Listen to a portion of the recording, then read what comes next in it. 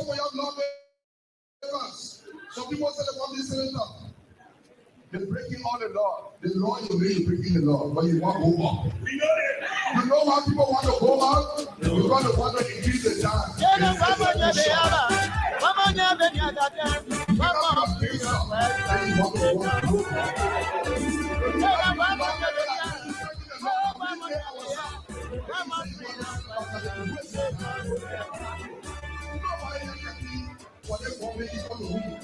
But what will tell people is not happening and it will never happen. The only thing they are there for, when last people were there for me, when they were coming, they said they were freedom fighters. When they were coming, they said they were we implore people are happy. Because it is a time to be happy. It is nobody's time when the country is not better. It is everybody's time when the country is better. Freedom fighter, you raping now. Freedom fighter, you killing now. Freedom fighter, you destroy now.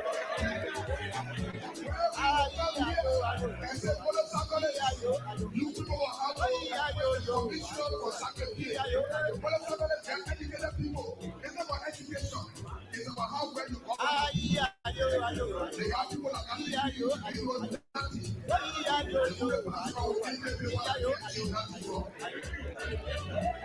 Our packages will come to power. In every country, at least 2 million and 3 hour packages, split them around. When they were coming, they said they were liberators. When they were coming, they said they were liberators. But when they came,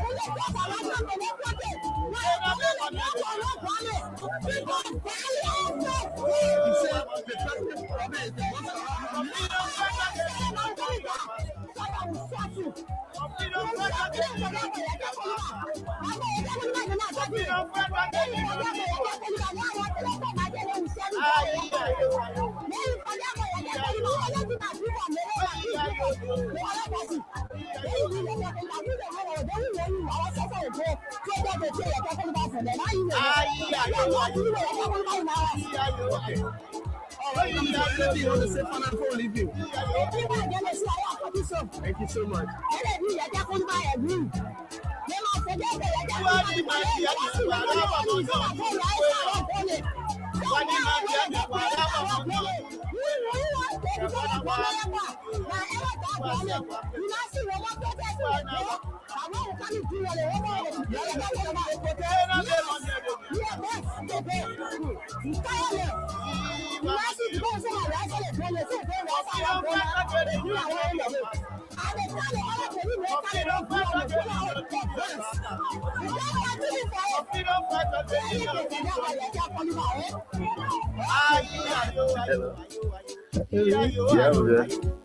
My friend, you made mistake. I heard you last night. Me and Kun indeed move Papa. Absolutely, after the whole election, I feel my corner. If you demonstrate emotionally, you will conclude that I'm right. Will you rescue as a legislature after winning? The broadcast are looking at answer my phone. You don't pick me up. You don't let me down. They even have time. Yeah, I don't talk. I don't talk because God knows why it's happening. And everything I will accept it because our son who is vice president to him from Nima, the Nima will not understand if I start hating on workers. They stand a type of worker. When we are road, they stand a complaint of the funding and the tax the Supreme Court ruling for the amnesty law and the provision statement for those commissioners who is better than budget is here. And then the way forward is a power discussion for peace. Then when Bwana come down, the ABC by coming there, the Dillon there, Lumbi there, and you know where you just take it off away better. What kind of thing? You want to go after people? When they were coming, they said they were liberator. You know, the BBC control the lower in the upper. So they went talking away, talking about things they did, but I think what kind of people they saw? Because of money problem. Yeah. What kind of then people they saw? You freedom fighter, you raping our something happened. Freedom fighter, you killing our almost trying to Lumbi house. Freedom fighter, you destroying our country. They didn't tell me they had it for me. Then when I heard what was happening, it was being too positive. I was being Jim Money. But when I went to Kun, you were there when we had people, and you were there with our and we sent the report with all the documents, legal documents, to God here.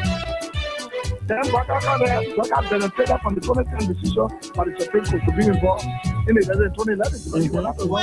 You're right. The after telling about my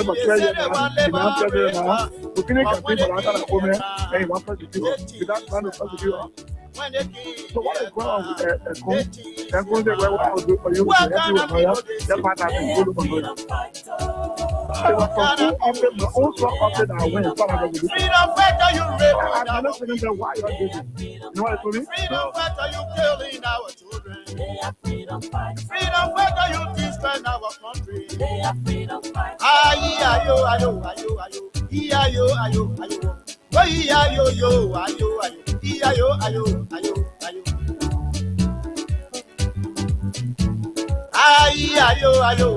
Oh yes, indeed.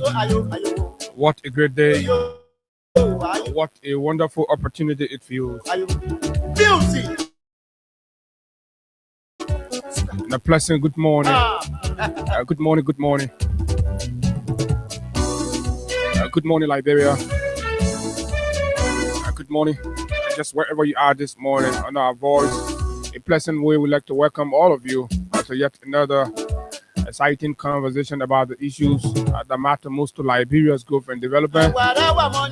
This is the People's Radio. And of course, this is the nation's premier breakfast conversation, the Freedom Morning Rise on Freedom 87.9, where we discuss the issues that matter to Liberia without fear nor favor. We speak truth to power. And yes, indeed. This is exactly what we love to do best. This is what we know how to do. But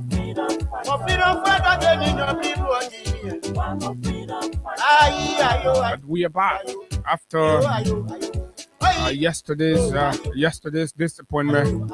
But it was a good thing. You never get disappointed whenever it has got to do with nature. God has his own way of taking his decision and deciding what happens.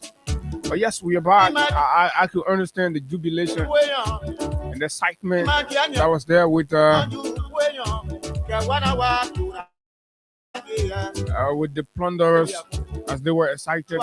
So while we wearing on, but of course we're going to be here today, and we are continue from exactly where we start. Too many things to talk about. Lots of things happening in Liberia. This morning, we are going to spend time looking back on some key aspects of the Vice President interview on ERBC States Radio. It is important for us to look at it. There were some policy contradictions with what we know to be government policy position, president policy position. Why are there too many contradictions between official position of the president and the government and that of the vice president? Oh yes, probably you did not notice that, but we did, because we were having technical listening in on the vice president's appearance, and that is quite important. The government that's not working consistently will absolutely deliver nothing. We have to see the consistency in policy from the top to the bottom. But when the president holds a particular view, a public view about certain policies in this direction, and then the vice president speaks completely contrary to that, it signals something. It signals a lot of things. Oh yes, indeed. A technical review of the vice president presentation signals very troubling realities. Of course, take off your partisan jackets, your partisan cap. Listen to Jeremiah Kuhn. Listen and re-listen. And imagine that is the vice president of our country. It was so disastrous, disappointing, and of course eye-opening for the most part. For those that are well-meaning, it means well and understand exactly what it is. Go back and listen and do comparative analysis on the various subjects. But today, this morning, right here on this dial, we will be looking deep into key aspects. The remarks on concession, remarks on the economy, remarks on the Guinea border situation. These are quite fascinating discrepancies, and of course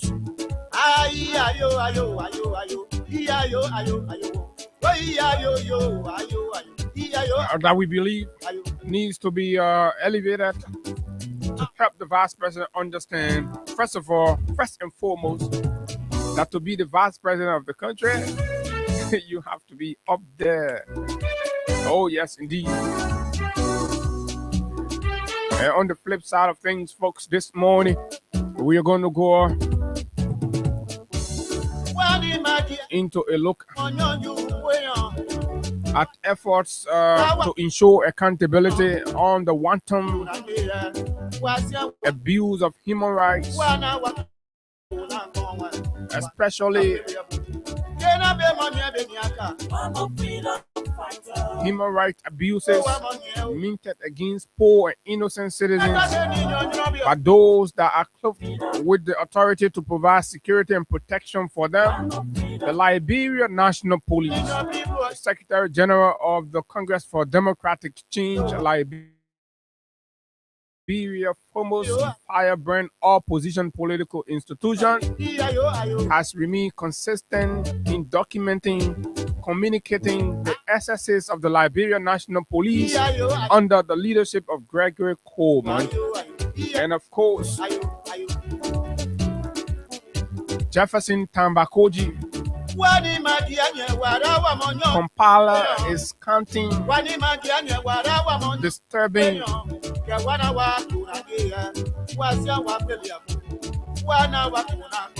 peace on the heinous crimes believed to be committed under the watch of Gregory O.W. Coleman, the Inspector General of the Liberia National Police. And Gregory has been getting real heat from all of what Koji has been doing. And the police was forced to respond, and Koji fired back. Oh yes, it's getting interesting. You can imagine why Gregory responded. Things are tough. Oh yes, these conversations are making sense.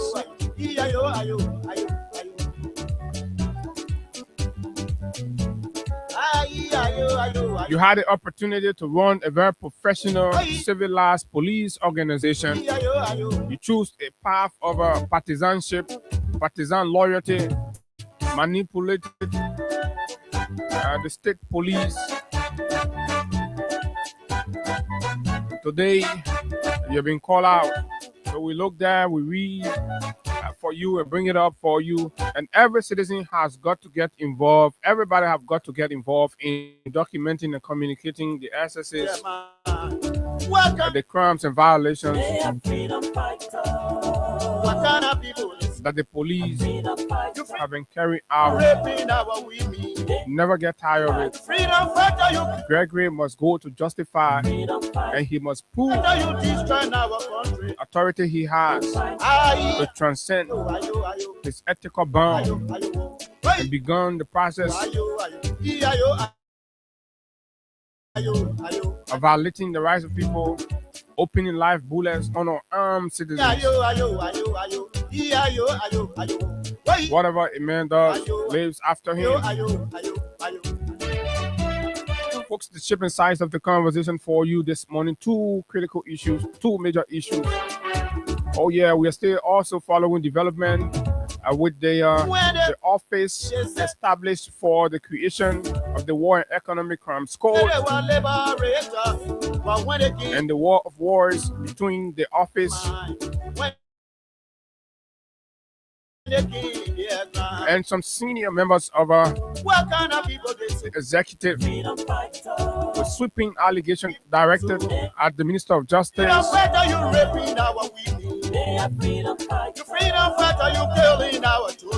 the Minister of Justice, the legal advisor, the security advisor, and all of them is a sweeping wave of allegation back and forth. My name is Abu, and it's good to be here. Yesterday was a sad moment, but yes, we are back to make it up. So we're going to take a bath of this, and once we come back, we delve into the conversation right here, Freedom 87.9.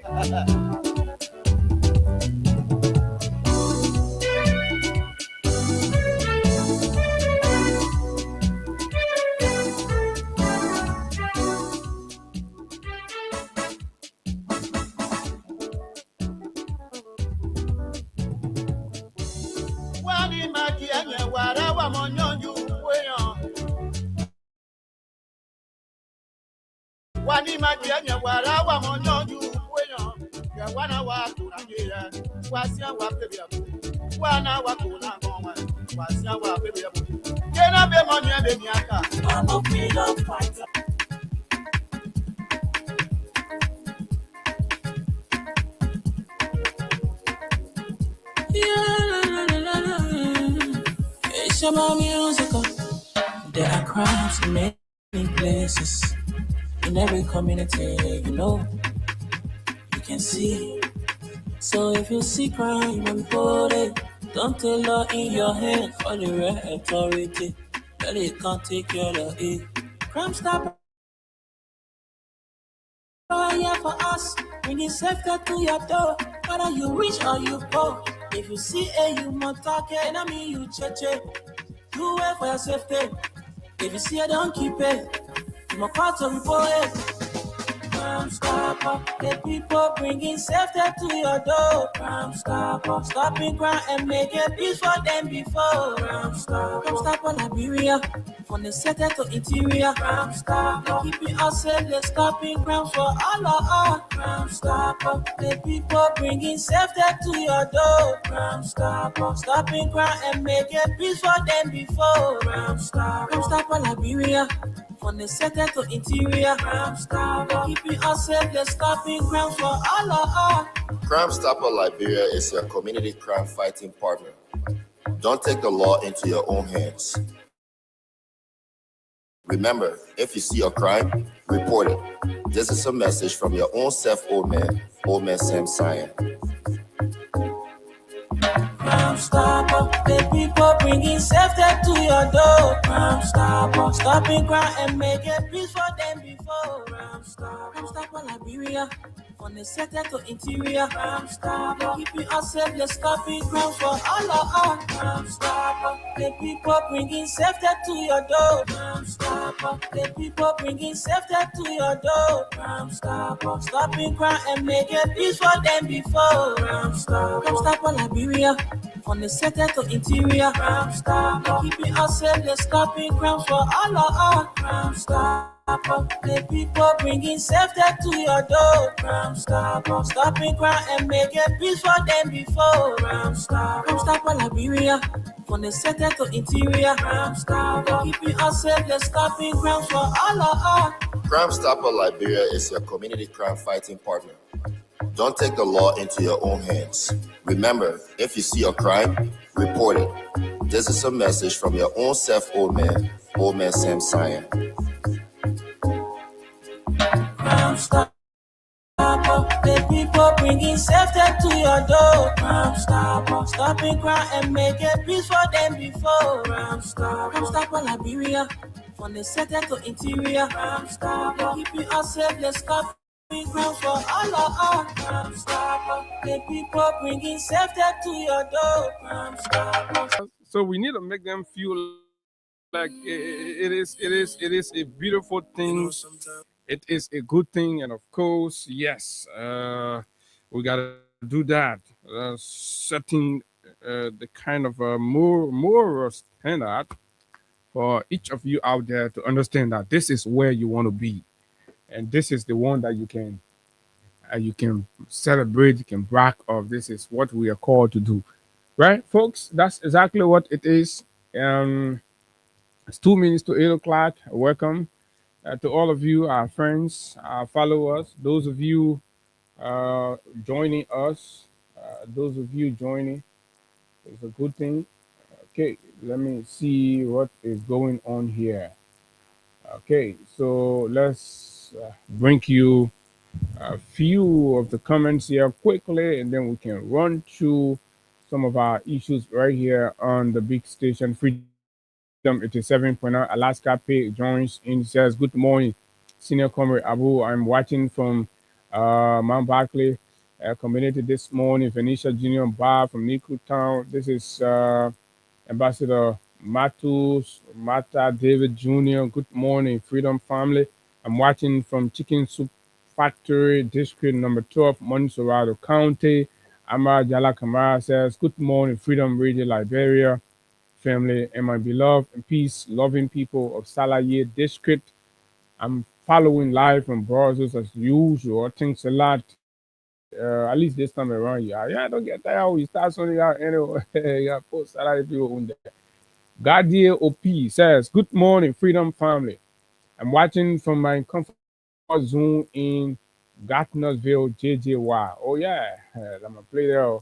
Otis Barkley, good morning. I'm following from Tusa Field Road, Gatineausville. Favor Morris says, good morning, my dear brother. Good morning, Favor. Favor, you said you're coming. We see you here. Jeremy Dwyer, watching live. Emmanuel Bro says, good morning, Abu and Freedom Morning Rise. I'm watching from Minneapolis, Minnesota, USA. Thanks a lot. Good morning, family. I'm following from Bartnesville, Quebec. That's Gay Caesar Divine Grace Bazon. James Sua joins Flexible General Ruben Conner, my dear brother. Christian Weiser. You have Deborah Kade Wia. You have Eugene Debo, Estella M. Giples, Sekou S. Sayon. You have Van Johnson, Samuel Light Cooper. Who else is coming? This is Emmanuel Ellis Jr., Mary Toole, my dear sister. This is Sylvester King, Emmanuel Jella, Kessely Freeman, Duo G. Cruzo, our guy, Duo Cruzo. Duo, the man is chilling in the United Kingdom, man. Yeah, talking about that. The king, right? King of the Commonwealth it's in the U.S. You know, because yeah, and yesterday addressed the joint session of the United States Congress. I think the first in many years, if not the first, I think the first, right? Yeah, King Charles. And this is Honorable Papi Success Keita, and of course Samuel Henner Jr. Okay, let's see who else. Please drop your comment. So the president is in the U.S. I think he's still there, and he have collected his community awards. So it's a good thing. You know, it's not easy. So when the leader is chasing awards while the nation is lying in shambles, tatters, and of course filth everywhere, it is a lot. So what becomes of it? The leader gets an award, and nobody recognizes it. The country looks quiet on it. The country doesn't feel impressed. Citizens are not impressed. Not even supporters of the president are even impressed about it. It says a lot. But again, for us, we know the president traveled to the U.S. for matters bigger than just that plague. Well, that's what it is. That's what it is. We're back. But folks, just before we go to our main issues this morning, our attention is drawn to a disturbing reality in South Africa. And I know all of you have been seeing it. And I even asked a question because I've not seen any official position from our government on it. And it's important. Liberia's position in the international community has been very, very loud and exemplary. We have never waited, and this is not the first time these xenophobic, issues, especially in 2022, right? There was an incident in West South Africa, particularly Black South Africa, with xenophobic attack directed at Nigerian migrants. And when it started, Liberia stood right under the leadership of former President George Weah, and of course the diplomatic leadership of our country to South Africa and the African Union. The records are there. We play lead mediatory role, right, between the countries involved. We're able to work along with other partners in the African Union, and of course the South African Diplomatic Corps, right, to amicably resolving that matter or quelling the situation. Liberia did that. Liberia has never been silent on ensuring that the tenets of good governance, democracy, and fundamental rights are guaranteed, and ensuring that our relationships are built upon those. But sadly, this time around, it is apparent that Liberia is kind of seemingly adapting a posture of non-alliance. Getting involved, you're playing your cool and all of that. You're there. It has to matter you before you speak about it.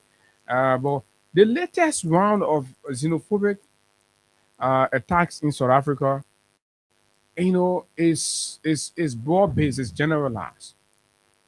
Zimbabweans have been attacked, Ghanaians have been attacked, that we've seen Nigerians, and uh, people from Malawi, and just wherever part of Africa you are, that you're there. The attacks is directed at African, black African, significantly undermining the concept and the ideals of Pan Africanism. So, what is it? Who are we, African? On our lips, we're arguing a united Africa. We want united Africa. But in our respective countries, right, we are, aside from government policies, but we as people, right, are, are not, you know, accepting each other. And then there are government policies. To travel across Africa is even more difficult than traveling across and between Europe. But we are the loudest. Oh, we want one Africa. We want united Africa. The same people that are calling for united Africa are the same people attacking their fellow African that they want to be united with. It rings a whole bell. So it is easy always for us to blame the West for our misfortune. As soon as you talk about poverty, you talk about underdevelopment in Africa, we are very fast to draw conclusion and just throw all the blame on the West. We're a group of people that have refused over decades, right, to let the past be the past and focus on our strength today and build. But we excuse our inefficiency, we excuse our failures and laziness with issues and matters of the past. Sometimes we blame slavery, we blame all these things, yes, but we cannot use those things as excuses. I believe I am a strong believer in the concept of Pan Africanism, but in a more moderate and constructive way, not in a way that seems to ostracize any group of human beings. No, absolutely not. I do not believe our purpose for coming to this war is to take on the duty of fighting and of fighting the war for the generation before us. There's a judgment that lies ahead for those people, the people who these were human rights abuses, these were barbaric and ungodly practices. The judgment for it, each of them will pay. But to the way to pay back in my mind is to demonstrate that our race is superior, our race is intelligent, is to work and transform and make our society great in collaborative ways. But no. And what we see in South Africa is not unique to South Africa. Even countries whom citizens are being chased in South Africa, check in their own country. Ghana right here, right? On several occasions, there have been xenophobic rhetoric directed at Liberians and Nigerians in Ghana.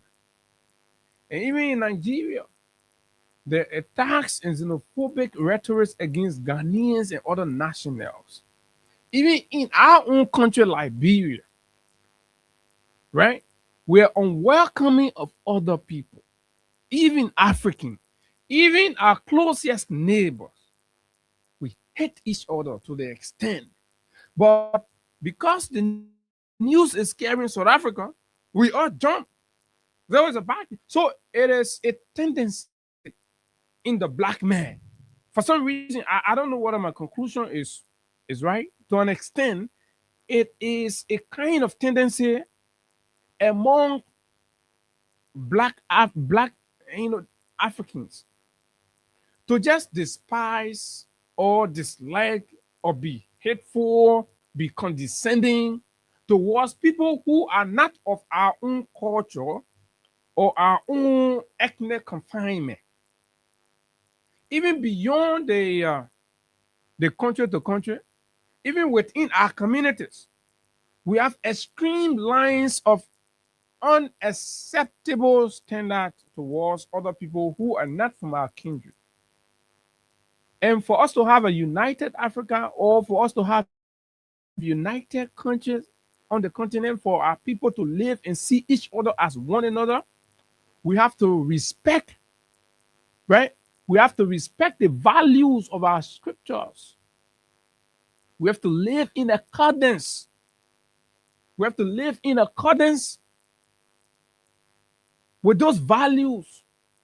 I am not sure that any of the monotheistic religion, right, who encourage any of its followers to be mean against the fellow human being.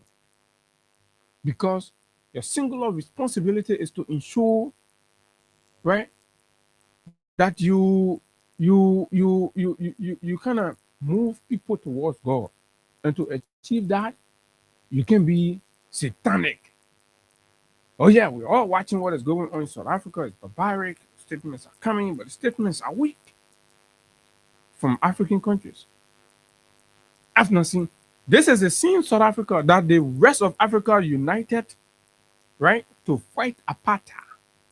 And these are the same black South Africans that the rest of Africa, right, and countries on the continent surrender the natural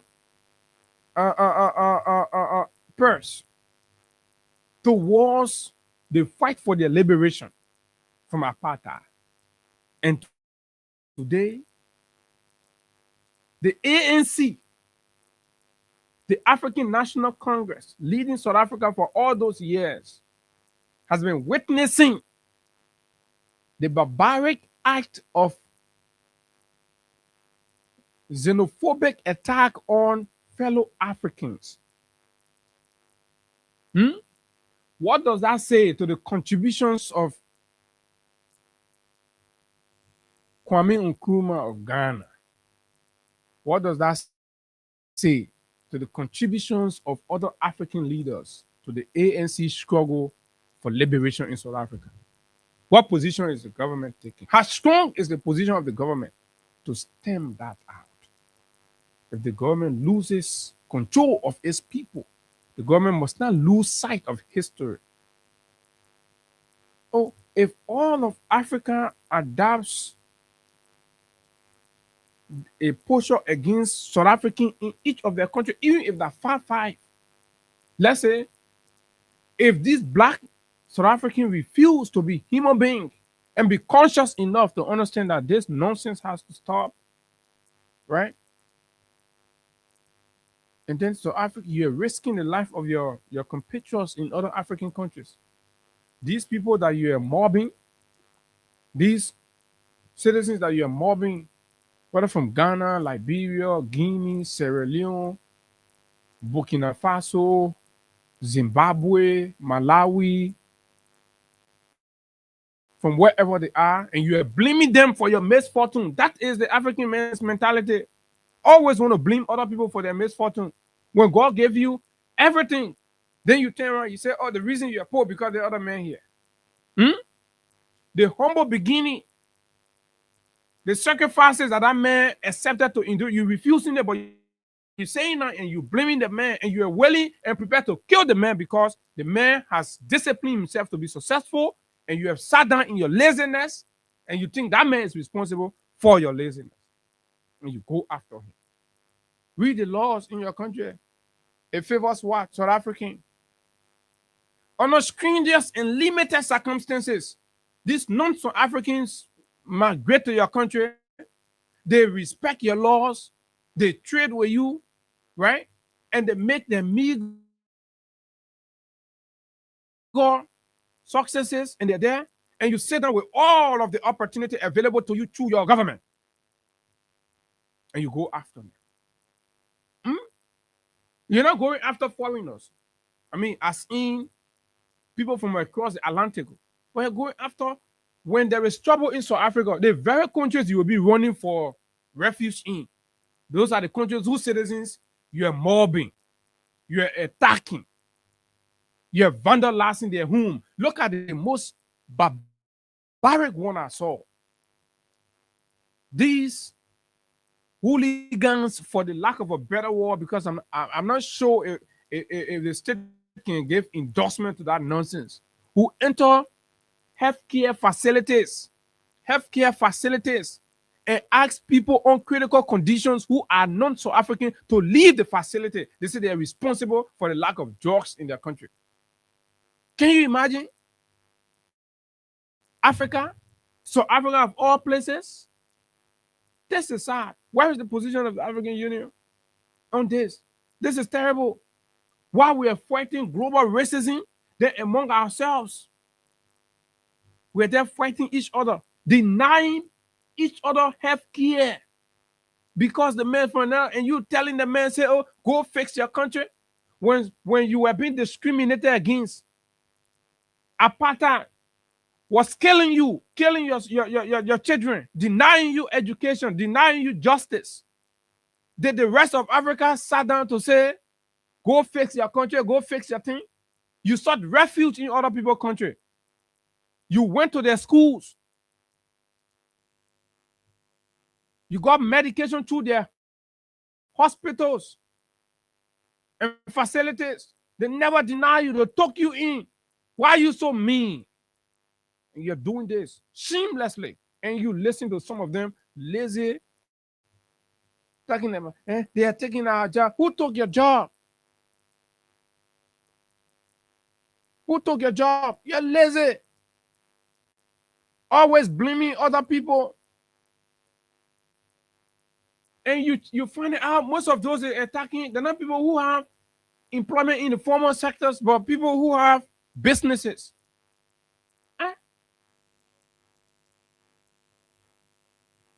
The man came to the country, man established his own business, start to grow a business. Then you blame the man.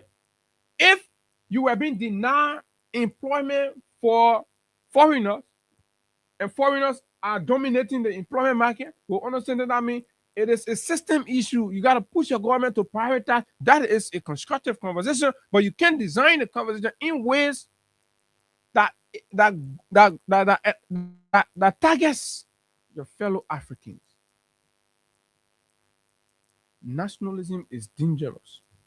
It's terrible. It's an act of extremism that must not be allowed in any given human society, where people wear that sentiment, right, of exclusion and always excluding other people. And yet something we have it even in our country here.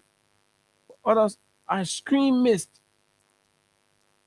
As soon as this pack up, the first group of people they want to attack, the very people who they sat in school with, the very people they live in community with, did everything together. And then this is wickedness. But again, as soon as reconciliation, unity on the tongue, this is why we can go anywhere. And this is why the politicians always exploit us on this continent. Always exploit us. Because we are not genuine and sincere. When you're talking to South African, you come to Liberia, you see the same thing.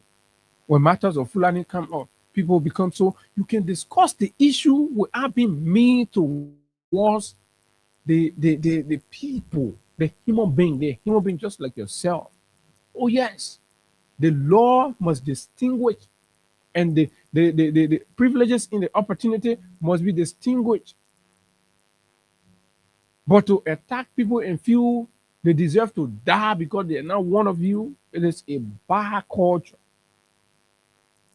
But you want to go in the white man country, you want to live there, you want to make millions there, and when the white man takes a banana up, and then you get outrage,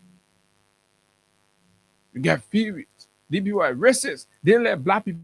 You, the black man, you let yourself, you let each other, even in your own village, your own county, your own people. Villages are fighting against villages. Villages don't want to see other villages exist. This has to be the beginning of addressing the African problem. So we think what is happening in South Africa is despicable. It is sending a whole terrible image. Imagine those living in communities in South Africa are safe. But in black communities, they will go a flight that you are paying for. You're not even living there free. They will go put you ulcer. You go to the hospital, you're paying for the services. They will go deny and tell you ulcer. You go in your store, beating you, kicking you, taking things. What I want for? That the African mindset right there. And just as it is in South Africa, equally in other African countries. So the African that's why I agree with is it Kigame? No, not Kigame, but the Kenyan president, William Ruto, I think recently, when he said that the African Union is not fit for purpose as it is. There has to be a structural overhaul and reform of the African Union, and I agree. There has to be a whole review of the African Union. It's not fit for purpose, not at all. In fact, even to be taking taxpayers' money and going for African Union Summit is a waste. It's achieving nothing. Look at the degree of hate on the continent. So what do these leaders even go to meet on? What do they achieve from those meetings? What do they achieve from those meetings? They cannot resolve. Look at ECOWAS, for example. You cannot resolve any major thing in the region. It is just going on and going on, going on and going on. Separatist movement all across the region. The regional body makes no intervention in the lives of these people. You think Nigerians are supposed to be abducted? Malians, Cameroonians, or these people, all of that. So what kind of role the regional bodies play? Well, anyway, folks, that's Africa for you. Let's hope our sympathies to all the victims of these barbaric, xenophobic actions and attitudes in South Africa. We think is condemnable. There are South Africans everywhere, and that it will not be a good thing if other countries start to rally, because you're attacking other people's citizens. You're attacking other people's families. You're attacking other people's families, and it is unacceptable. Absolutely unacceptable. It has to stop. It has to stop. This thing must not be allowed anywhere, not even in our Liberia. Yeah, it must be allowed, right? You gotta go ask God for whatever reason God give everybody opportunity. This is why, even in the family, why you be hating your friend? Why you be hating your friend?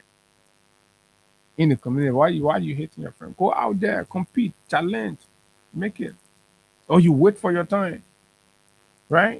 Deal with the issue and stop hating. People just so hateful. So let's fix that.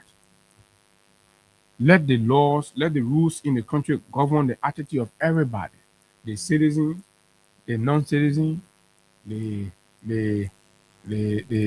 migrant, whether the economic migrant or the political migrants or the whoever. Let the law should have the limit, the defining limit of what happens. But our emotions and feelings must not be.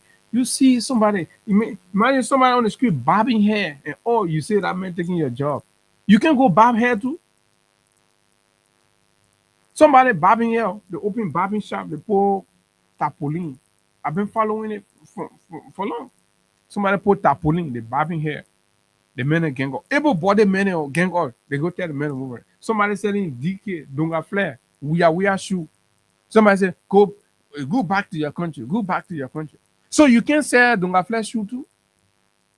Somebody sewing shoe, you go move and sell. This is so ridiculous. And you think that women responsible for that? It's yourself. It's your leaders. Stop misplacing your aggression.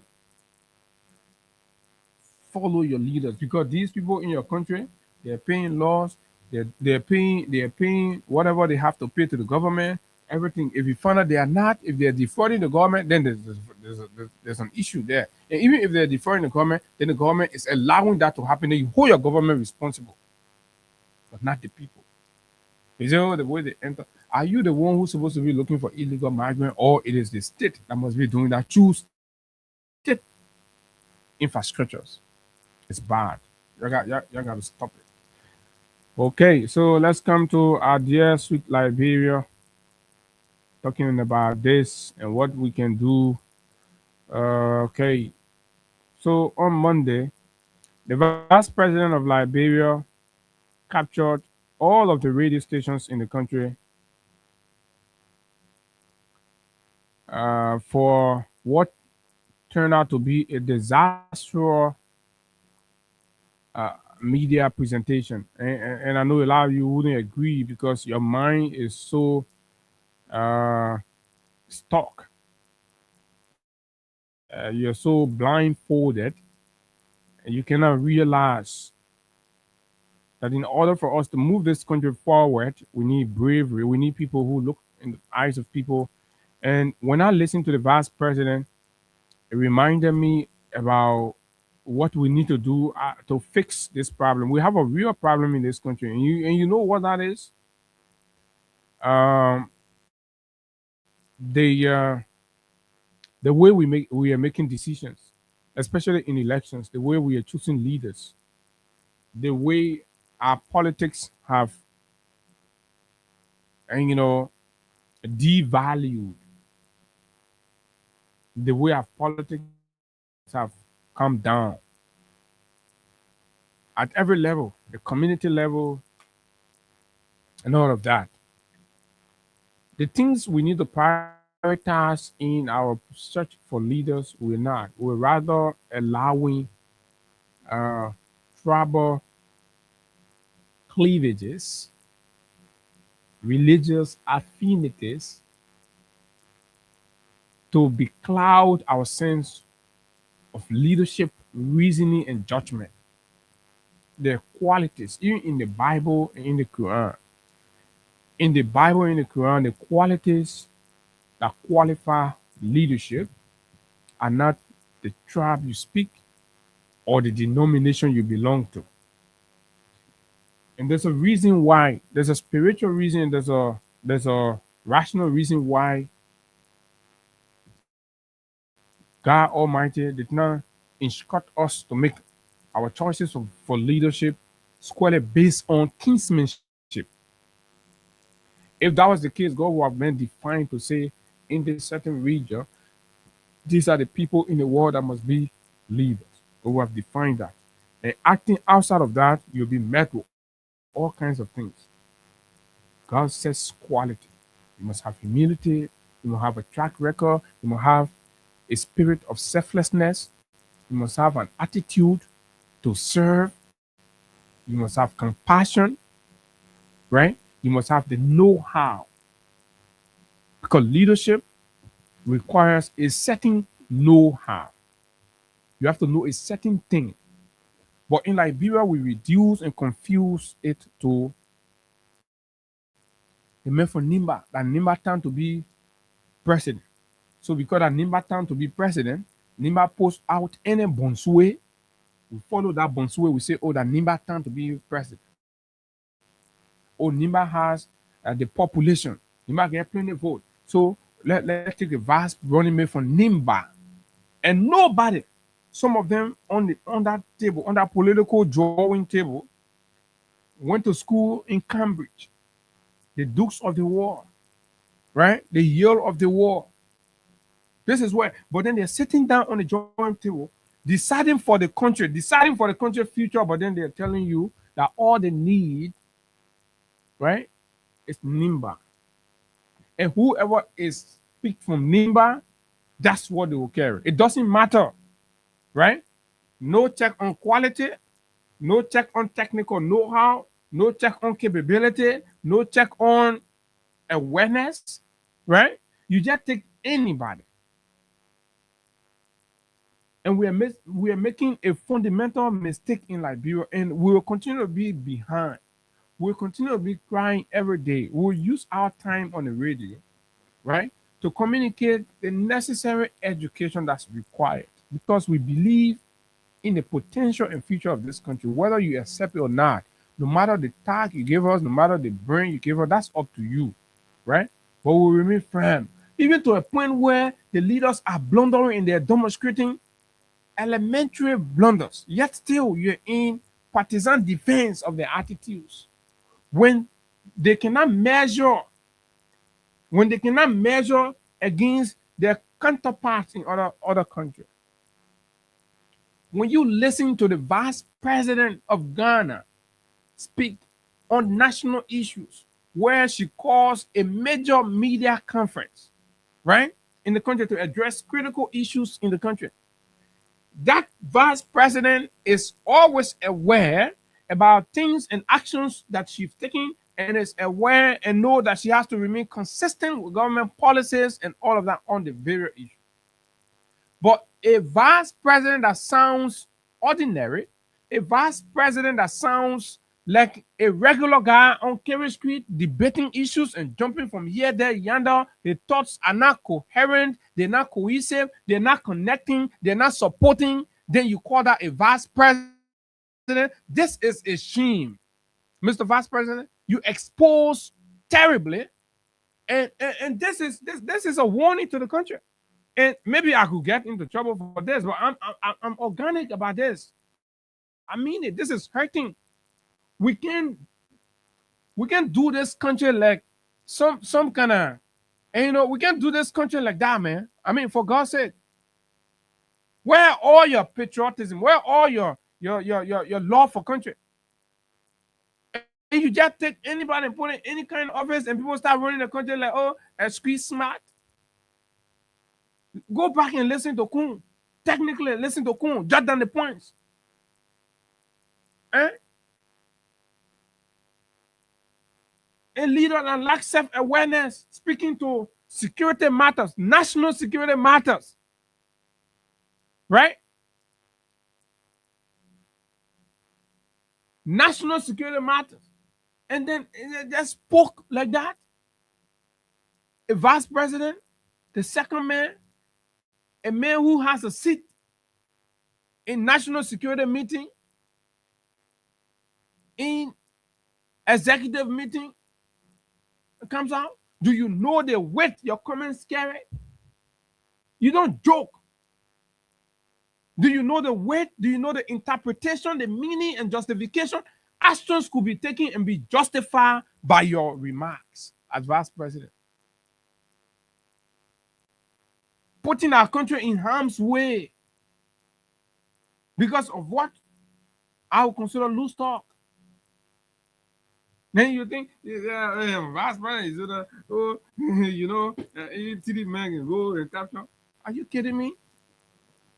Confirming for the most part the presence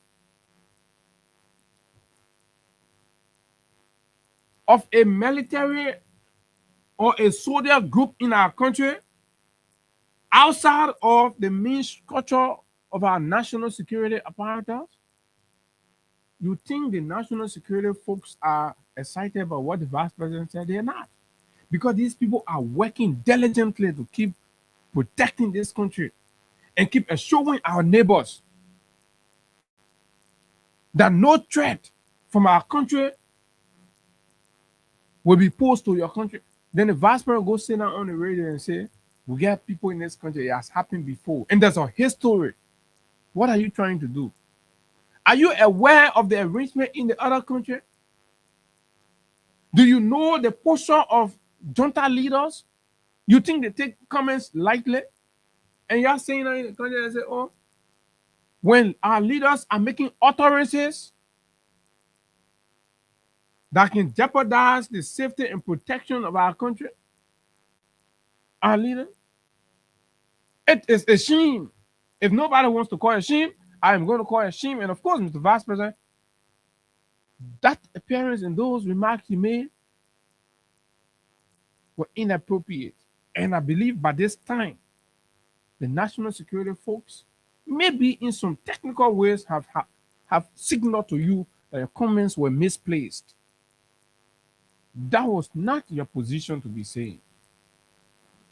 So how can the government distance itself from the press conference that was issued by those rebels generals in Nimba? What about the one that was made by Butt Naked? A direct threat to Guinea. Why do we have to put up a posture of threat to our neighbors, endangering ourselves? We don't. I'm not sure 2023 we went to the election for war or to show military strength. We went to the election for rescue. That's what you guys ought to be doing, to be rescuing us, and not to be measuring our military strength with other countries' military strength and inviting all kinds of things. Already, and you know it, the Guinean junta leader and the arrangement in that place have not been entirely okay. For what from wherever they've gotten whatever intelligence, they always believe that there are movements in Liberia that's going on that poses threat to them in Guinea. And even our own government went ahead and assisted them in arresting people that they deem to be threat to their stability, arrested them here, we turn them over. By that attitude, you know how our government justify it? Say we have to signal to our people that this place is no passage for any rebel activity. We have to live side by side. You send them there. Then you finish doing that one, you come back in the country, then you talking on national radio, you say, oh, uh, you know, we get limit. Is that a way to communicate our military strength, Mr. Vice President of the Republic of Liberia? Is that the way you, some military people out there, you're listening, some security people out there, you know, you tell us this one here, this thing here, the Vice President should not have said this. Absolutely not. We must adapt the culture of being able, right, to say truth to our leaders and tell them what is wrong. Because when anything go haywire, it affects all of us. Listen to this.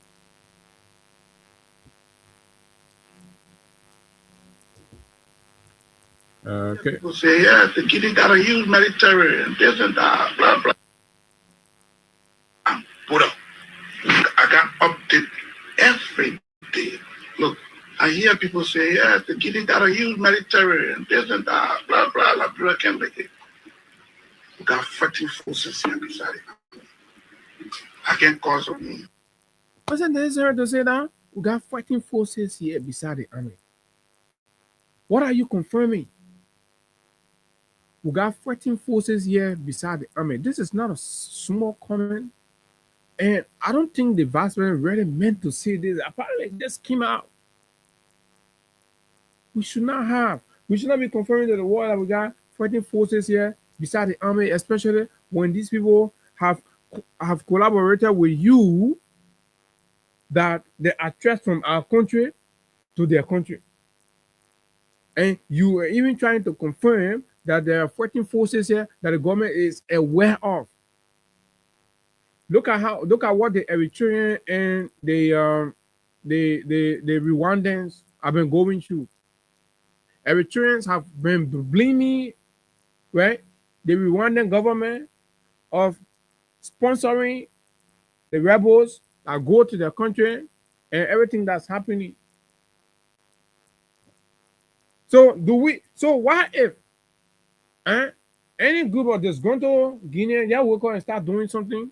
The people will say, oh, the vice president said that they have people there. So the vice president should clarify this thing here so that our people will not be put into danger. You can go ahead and do your political defense, blah, blah, blah, because your thing now regular politics.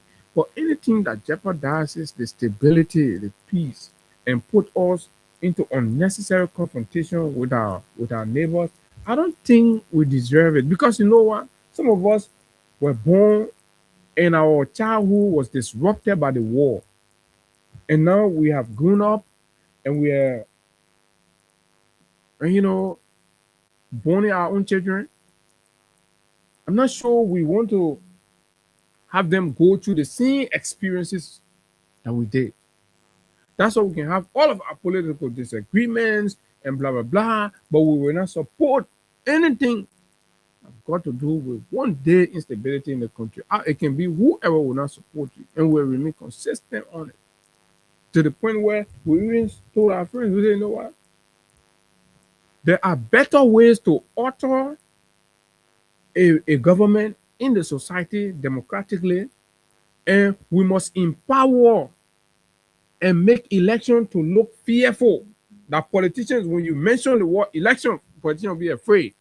But to make politicians feel like they have to cave into the whims of other belligerent organization or means, right, to topple or remove government in the country, then we are taking away from the values and essence of democracy through election.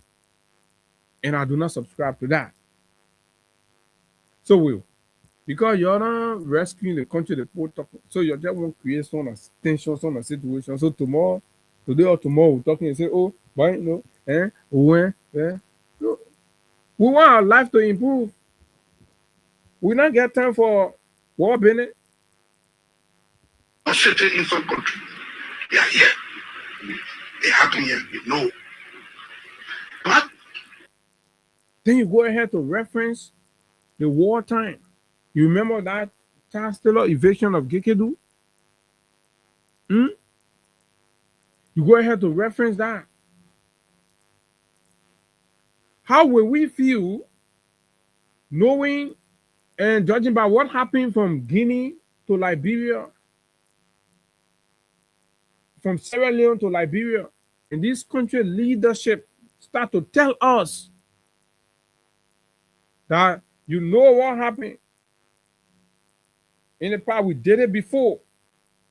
We will feel threatened, right? And we'll start putting up posters. And we'll start calculating towards Sierra Leone or Guinea or Ivory Coast in some ways. This is not what our leaders should be talking. Our leaders should be talking about what they're doing to invest in the young people to create jobs. I got update every day. Look, I hear people say, yeah, the Guinea got a huge military and this and that, blah, blah, blah, can't make it. So they want you, what are you supposed to do as a vice president, huh? Right? You could gloss over a little bit what you know to be the capacity of our military, the training. You could emphasize on the exposure and training of our military. But we're not a country that's prepared to go into confrontation with our neighbors. We're focused on national security and national protection. We believe we have a strong and resilient force. Our force have been exposed to some of the war best training, best capacitation. That's where our strength is. The intelligence of our men in uniform. As a country, we believe them. We believe in that. And we believe with the training of our army, we can withstand any aggression. And that's why we want to assure this country that the territorial integrity of the republic remains safe and in good hands. You're giving assurance to the people. You don't have to go make a kind of comment to do that, especially as a leader. You don't have to go make a comment that put us in some sort of harm way. Confirming whatever suspicion that the Guineans may have had about activities in Liberia, to the point where you had to arrest people in this country and send them over to Guinea to tell them that Liberia is not prepared and willing to support anything. But you go ahead and sit down, you try to confirm that you have forces here outside. But they can say they have men that they can move to Conakry to arrest the people. The other rebels in Ganta, they call a press conference that they are waiting, they're prepared, they will attack Guinea. Why? Is that a remark, a statement from a vice president? You pissed. Imagine this man is president, you take the country to war. Imagine this man is president. We don't need somebody who can talk before and they start to really think critically. No, we need leaders who put their thinking faculty ahead. That when they ask a question, they put their thinking faculty in motion before their mouth come to say anything. I hope this thing doesn't land us into any kind of issue with our neighbors and what have you, because national security is guaranteed with and through external collaborations. You see, our national security institutions in Liberia are having a regional Mana River collaborations. So you make it difficult more for our AFL or our defense, council meeting with their counterparts in Guinea and making responses to these ones. Oh yeah, they go to meet. They meet among themselves. Even our NSA, they exchange. Because for us to be sure that we are safe in Liberia, we have to be sure that nobody is planning something in Arico to come to Liberia. We have to be sure that nobody is planning something in Sierra Leone to come to Liberia. We have to be sure that nobody is planning something in Guinea to come to Liberia. Plus, whatever actions we are doing inside, then we can guarantee national security. But when you start to threaten the other people on the national security and confirming that you have other people here outside of the army, right? That even 3 of them can go and capture a city there, you're threatening the people. This is a national security threat. Do we need it? No. Mr. Vice President, maybe you have to stop talking. I don't know who you want to impress. Mr. Vice President, the only reason they selected you to be Vice President on the ticket was because you're from Nimba populated. They did not select you because, they believe that you can work. They believe that, you have the technical capacity. No, absolutely. I challenge you. You can ask all the UPs on the singular reasons why they chose you and accepted to go with you on the Vice President ticket. No, it was not because of capacity issue, or not because of anything, simply because Nimba is populated and they will enjoy the Nimba vote. So you don't have to prove anything beyond that. Just make sure you continue to remain, cherished by Nimbayans, and that's all you need. You don't need to prove that you can speak good English. You don't need to prove that you know about governance. You don't need to prove that you know about leadership. You don't even have to talk too much. That was not the reason why you were brought on board. Apparently, the vice president does not know. No, not anything. You were simply brought on board, handpicked, and of course, seconded by the late Prince Johnson, simply because, right, Nimba County, who are lying behind you simply because you're from Nimba and they want a Nimba vice president. And that's all. Not because you're the smartest in Nimba, not because you're intelligent, not because you know about leadership, not because you've done a good job as a representative and then senator, not because you have shown exemplary leadership, whatever. No, zero. So you ought not to prove any of that to us, because that was not the basis why we even, selected you. Because if those were the measurement, I'm sure you would not have made it there.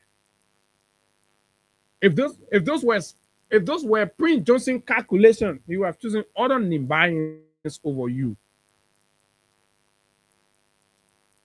Okay, and you all either know that to be facts. You know it's so, right? Another thing, and that one I'm going to go to.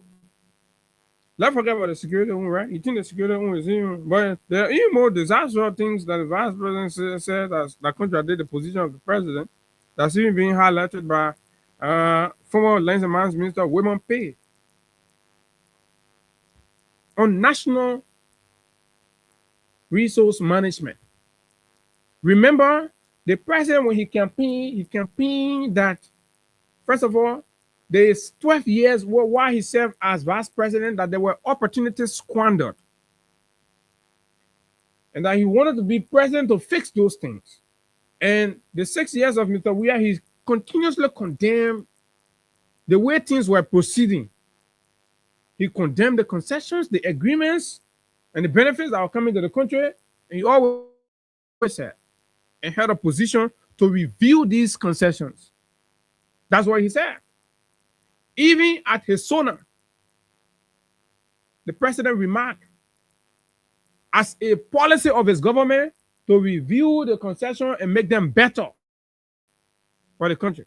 But the vice president goes on national radio. The vice president says that as a matter of their position, right, these concessions were signed by previous government and that they cannot or they will not do anything about them because doing so will mean that our country is not, friendly to foreign investment or whatever he said. Just trying to paraphrase.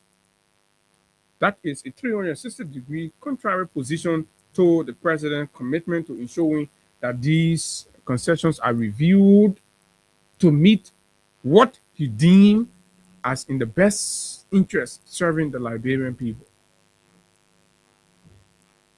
So for the vice president, under that narrative, vice president, all the concessions okay. Whether you are sleeping in tent in Nimba, it's okay. Whether they're not providing medication for you, it's okay. Whether they're not paying the school they promise, it's okay. Whether they're not paying you right, it's okay. Whether they're violating your labor right, the vice president said we can't do nothing, but it's okay must remain like that. Even though the president said they will visit it, but the vice president says no. And this vice president attends cabinet meeting or gets briefed about the outcome. And I'm told, like Woman Pay indicated, that the president has consistently re-emphasized his position on these things. So what is going on here? The vice president has some dementia issue. Vice president goes. Vice president contradicts what the president said.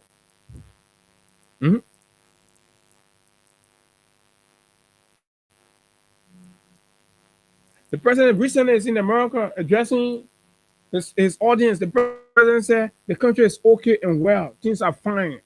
The vice president goes on national radio a day later, after listening to what the president said, day later, the vice president said that unemployment and poverty are unacceptably high in the country. What is going on here? And you call the vice president appearance as good? So is the vice president not aware that his conversation has to remain aligned with the president and they got to remain in sync on national issues?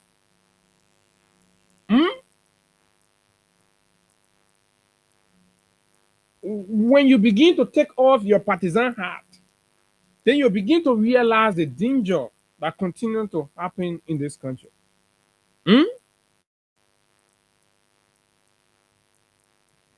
The vice president, in an effort to make himself look as being there for the Liberian people and the Liberian business community, and they've always said business is a scam, right? Business is a scam. We don't know the kind of businesses that you are doing, but that business is a scam and all that. Talk about, foreign businesses are corrupt, while Liberian businesses, even if Liberian businesses steal, but foreign businesses steal more and all of that. So the vice president is aware of this, and the president put him in charge of the Yellow Machine Acquisition Committee to make decision and determination on the companies that must be awarded the bid to procure and acquire the yellow machines for the country and the government. Vice President went to that process, and the Liberian companies stood out, won the bid, but got kicked out under the supervision and watch of the Vice President, who believed today, right, that it will be a better thing to give our contracts to Liberian company than foreign company, because foreign companies, according to him, will take more while Liberian company will take less. What do the people take us for? Vice President can be sounding like that.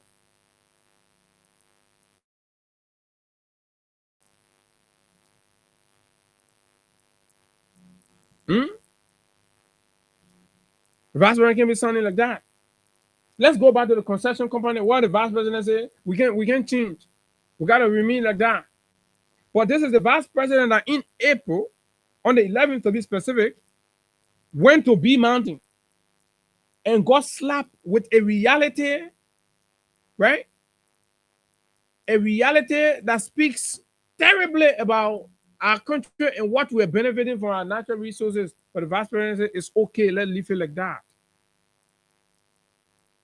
When we expect that after the several days, when that reality was slapped in the face of the vice president, when he make position, he'll be telling the country on what official position he communicated with his boss on what to be done in the bee mountain exploitation in Grand Cape Mount that will better serve our people. The vice president did not say anything like that. Rather, the vice president believed that these concessions were signed and they must remain like that. And some of you have already started sycophantically howling the man be president. The man can be president. The man should be president. The man who says status quo ante must remain.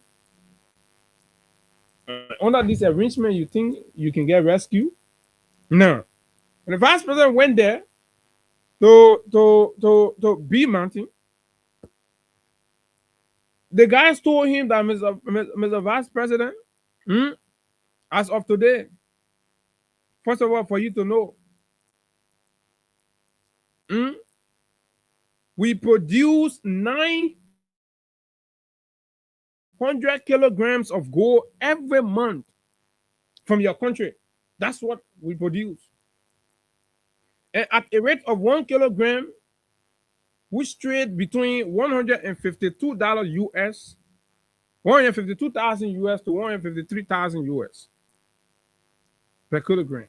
So when you do the math monthly, you're talking about $135 million monthly that comes out of the country just from B Mountain. And in 12 months, you're talking about 1,620,000 United States dollars that comes out of Liberia to B Mountain for a year using their own calculation. So such a thing is said to the vice president. And the vice president makes a national radio appearance and says nothing to the country about what sort of quality recommendation he's made as a result of his visit to B Mountain and the revelation that he uncovered to see how, as a government, they can work to reviewing and bettering that deal in ways where Liberia get near fair share. Near fair share. Vice President didn't say that. See what Women Pay is beating the vice president on. Maybe the vice president should not have even made that appearance, because it was similar contradicting the president on some end, contradicting government policy, contradicting himself, right? And his position. When your actions are different from the words you're communicating, and then putting the country at risk. So who the TD men Jamaican Ghana that come and go capture city in the people country? Who the 3 men?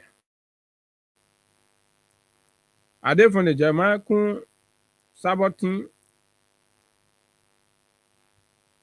So these are remarks that must not be coming from the vice president office. I don't know whether, as vice president, he has security consultants who consult him on matters of national security and the way he speaks to them. If that was going to be the case, I'm not sure the vice president would have sounded the way he did on the Guinea border issue. It sounded so ordinary, just like a regular guy on Kerry Street saying, "Oh, I hear and the both talking say, oh, Guinea get army pa, like, you won't take a Tony at Amara corner, go over Amara like a man, you fight each other, right? You don't disagree, Amara, Amara. He vice president, then you want something.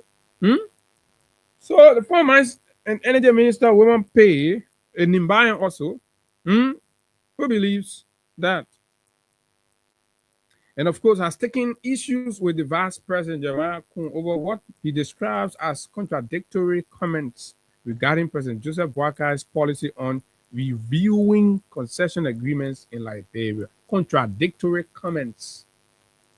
Should a vice president comments be contradictory to the head of state? What kind of government are we running?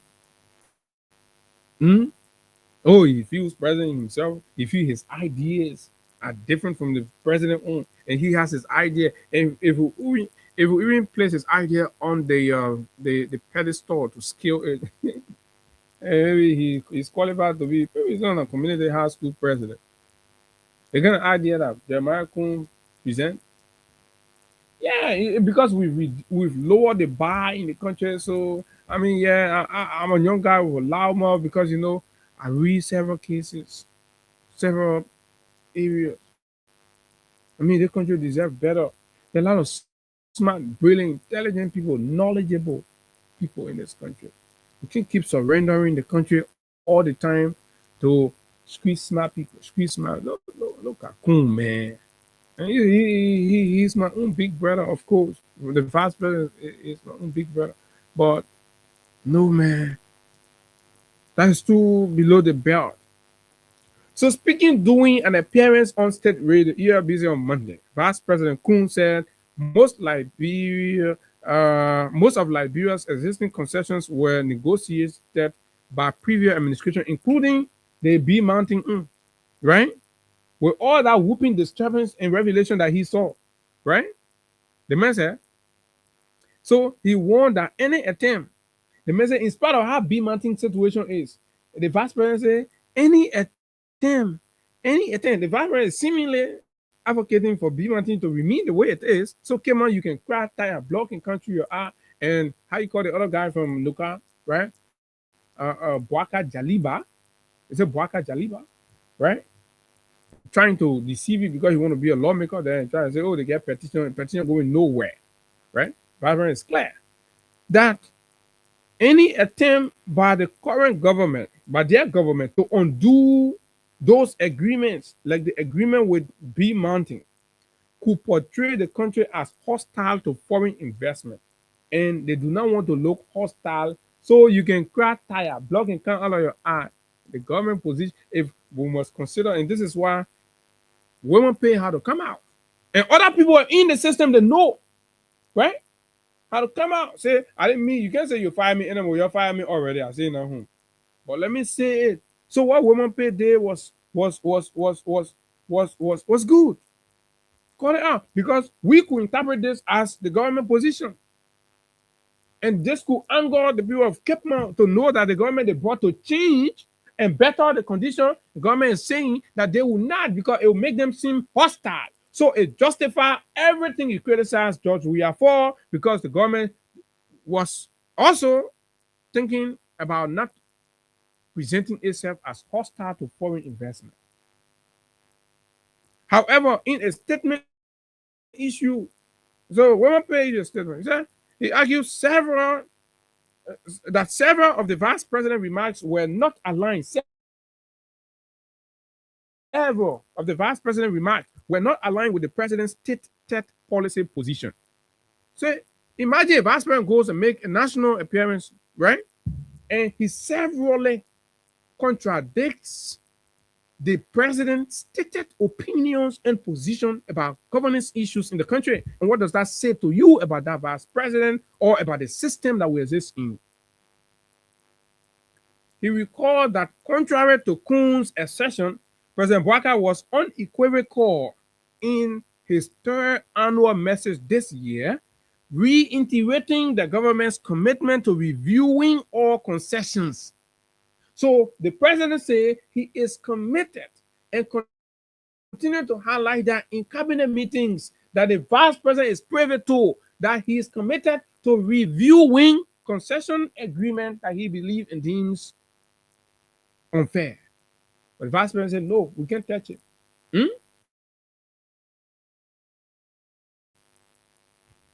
then you saw to be a UP supporter, you be excited about the vice president presentation. If this is the appearance you were using to decide whether when President Baga said he's not running for the night, okay, you're moving on that straight. You're moving on that because the beating will not be easy. Huh? According to pay, all officials entrusted with leadership responsibility must ensure that their statement and action reflect established government policy. And this is not even according to pay, but this is according to best practice and standard. That's why you have to be aware of what is happening in the country. What's the position of the government? When you go speak, your position can be different from the government position on any given issue. Your position as an official of the government, whether as vice president or whatever, cannot be different from the position of the government. Maybe as lawmakers and all that, but especially in the executive realm, no. That means something is not. It's not connecting. Folks, this is it. Two things: the vice president should apologize and retract those comments, or it makes another appearance and let's be able to evaluate for that thing that happened on Monday. Was just free money to the media organizations. Nothing. I was so ashamed of my vice president. I don't know how you felt, but again, this is the rescue. The rescue was done in hurry rescue. So that hurry bust trouser. So because for hurry for power, they just collect anybody, anything, and put them on the rescue train and then coming on a certain to speak. Rather go speak the national issue. Say that. He said, you just contradicting everything, inconsistent with the policies and position of the government, and making a terrible national security remarks. 0776 104 104 500 104 plus 231 86 500 104 are the numbers to call. Let's hear you, Liberians. What do you think of these comments and these remarks? Speak now or forever hold your peace. Let's hope and pray that these things will be worked well. Good morning. Good morning, Brother Abu. Morning.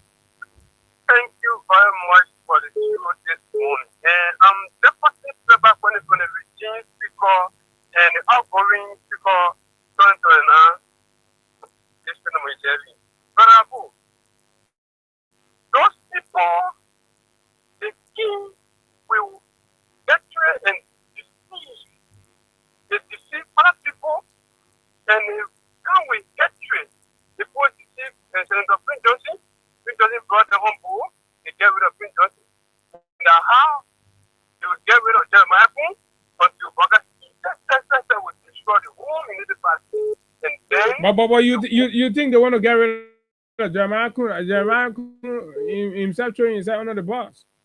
Definitely, they will get rid of Jeremiah Kun. Before to announce Jeremiah Kun will be crying like a baby. You say Jeremiah Kun. Thank you. Good morning. Good morning. How are you, my brother? I'm fine. Let's hear you. Go ahead. Okay, I'm actually calling for the Mm-hmm. If our vice president is calling for weapons, it's been statements that the product is when he sees the senator from Oh, am I corner? Amara and they are trying to hunt him up. He making more than that. Mm-hmm. He's trying to bring war on Liberia. Because the president told us that when they now win, they will bring the end of Liberia. Then they are won now. They want to end Liberia once and for all. They want to win Guinea and start banning in the river. The river banning is the one that brought a problem on Liberia right now. Do you think the statement was right for the vice president to say and confirm that we have other military in the country aside from our national soldiers? Thank you, my brother. Vice president, he writes in his thing that he knows with me. He said there are 20 people. So that he's training, they don't want he's training on. He condemned the army that we have. And the army is not ready. They are not in readiness of winning any war, any conventional war. Actually, you're not ready for that. Okay, thank you very much. Good morning. Good morning. Good morning. My name is Ezekiel from I'm calling from Chicago Factor. Go ahead. Yeah, brother, you know the statement from the vice president that just walked out like bro. If Benin was any other country that maybe just ready or waiting to fight war now, I think later on Monday, Benin going to be the first person to strong rocket in the bro. And the vice president statement. A leader, a national leader, when we all, let's just say a national radio station, while this time modernization is all over, making a kind of statement. So I believe that if Jeremiah is ready to go in and go capture delivery of Conakry, he will do it. And the letter of born again and making out of a statement, Jeremiah is right. So who you think Jeremiah depending on? And some the guy said the met Chinese people. So you I mean, this is.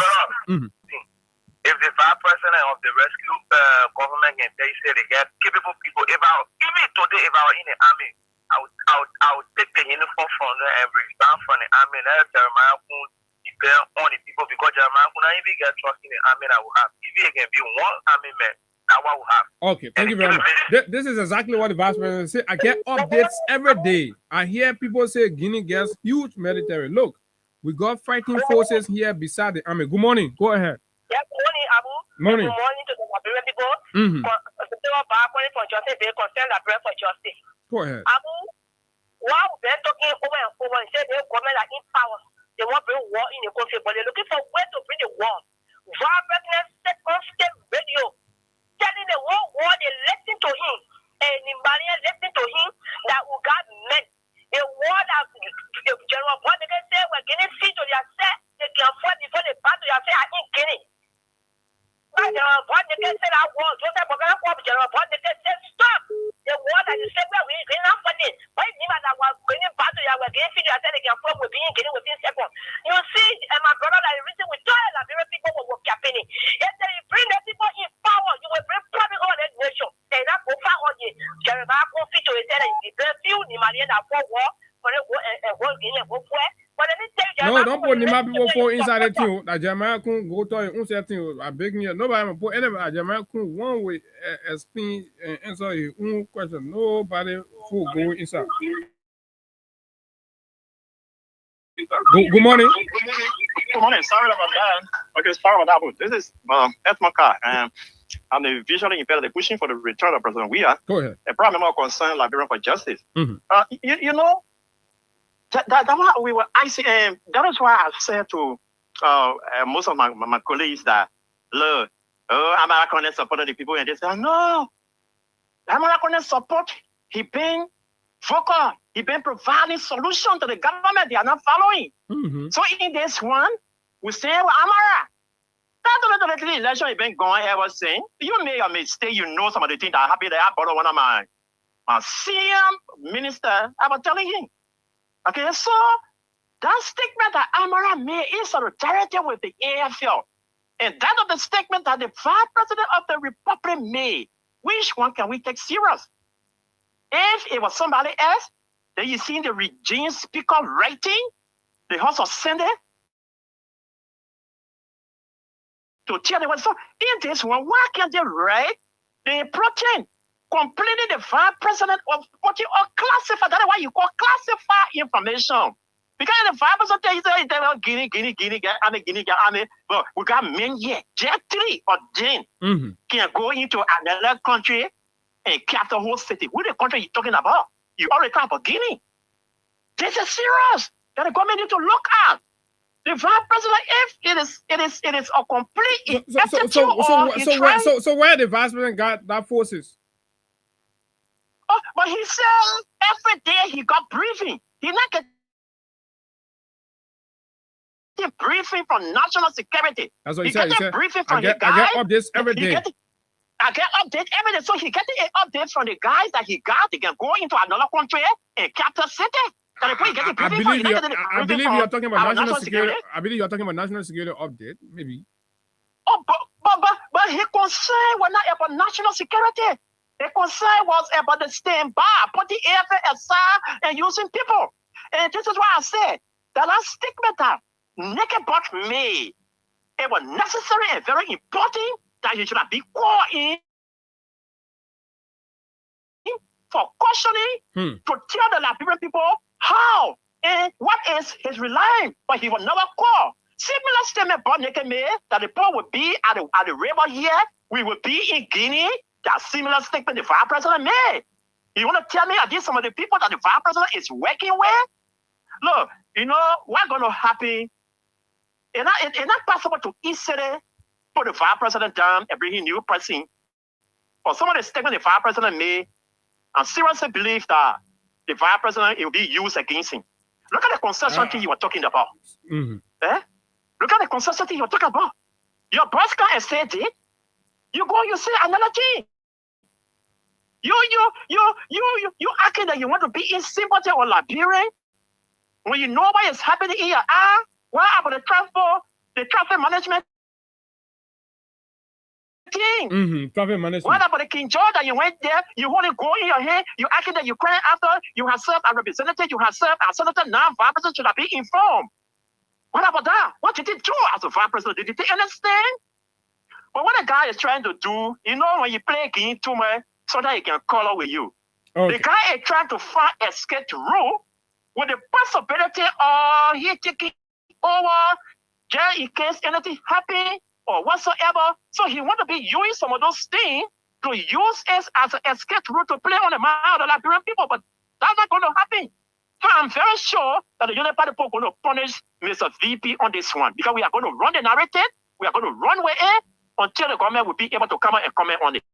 Okay. Thank you. All right. Thank you very much. Thank you. Look, folks, I mean, you are seeing that, I would support the president. I would support the government. Look, I have my disagreement with the president, but I do not think that his presidency has to be interrupted by any means. And I will believe this is the perfect opportunity for the president to query his vice president on this remark. I mean, that entire interview is an interview that the vice president has to speak more or answer some questions on. Good morning. Yeah, good morning. Abu, how you doing? I'm okay. Go ahead. I'm Tanu Maul calling from Compton Bago. Yeah, we long been talking about impeachment. Today is the best time to impeach. They need to impeach the vice president. To replace that man need to be replaced by the statement as a diplomat making all statement. We as a citizen, we don't need war anymore. Apart from that, I think from there you're coming impeachment as well. Guinea, Labrador don't match Guinea anything. If a senator come and tell you say those that do this for the AFL, just talk about that. We know the challenges. I'm a United Party. I'm a member of United Party. David got a challenge. Our mothers are crying. People dying every day. Just visit JFK. Go visit JFK. The country that in the country, you don't address it where your child lives. You go sit down, radio, report things, nonsense. Then people be clapping hand with it. The president needs to take real action against Jeremiah. It's wrong. Thank you. It's completely wrong. Thank you very much. 2029 was only paid. No, but then when the president comes, we'll continue the conversation. I mean, it doesn't have to be made public to us, but I mean, there has to be the vice president. I mean, when I listen to the thing, after my show, I went and started following. It was disaster, absolute disaster. And he sounded so confident with these things. The sitting vice president, head of state, addressing a critical national security issues, cross-border issues, make these remarks. I get updates every day. I hear people say Guinea gets huge military. Look, we got fighting forces here beside army. I will not call their names. They can cross on the other side and capture a town. Are you kidding me? Let me take 2 more calls and then I'll go to something else quickly. 0776 104 104. Good morning.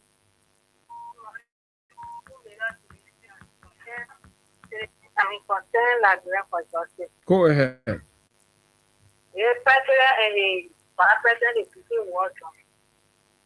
They between war drum because they already still into anything for Liberia. So they want to war. They want to bring war, so they can say, oh, like because of the war. I want to do anything but they lie. They are lying. And now, what the vice president said about it? So you're telling the other people now to start preparing. Mm-hmm. You say, smart. when you say they got this, our AFL. Yeah. So which means 22 on the side. The last time was said, what they can have, they said our force. So in working alone with one, they can the other people, the regular that the statement was not good. Oh, that is see what if somebody sits in Guinea, right, and start to threaten our country, you think we'll sit down here, we put our hands on it? So it's wrong.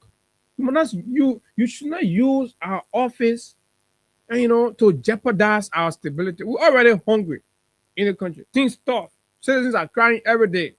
You're not using your time on the radio to communicate hope, right? To communicate, a prospect for the people, assurances. Then you making utterances that could further threaten to resolve the matter in Solomba has not even happened properly. And then you go to make a seemingly confirming statement of the possibility of a kind of established military force in the country with the capability to move across. For what? What do we need that for? How do that serve the purpose of rescuing our people in Liberia? Is that what you came to power for, Mr. President? Yeah, need to ask the Vice President. Oh, no. This is unacceptable. The guys are failing the country terribly. Imagine the wave of ministers, commissioners, and executive officials in this current government. In year 2, they have already begun the process of what? Planting seeds in their county to run, or in their districts to run for legislative offices. What does that say to you? We gave you responsibility in the executive.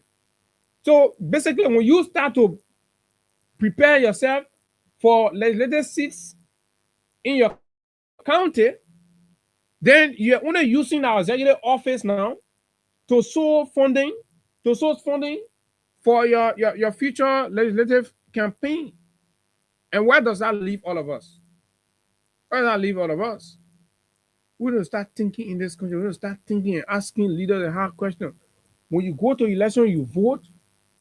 You didn't vote to go and bury your brain on all these people. No, when you finish voting, you come from there, you sit down, you become critical and start to make and push them.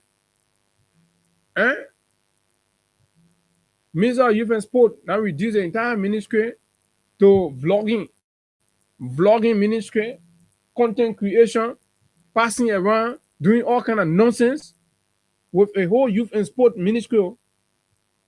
The other guy to Noka, he won't be senator in Grand Cayman.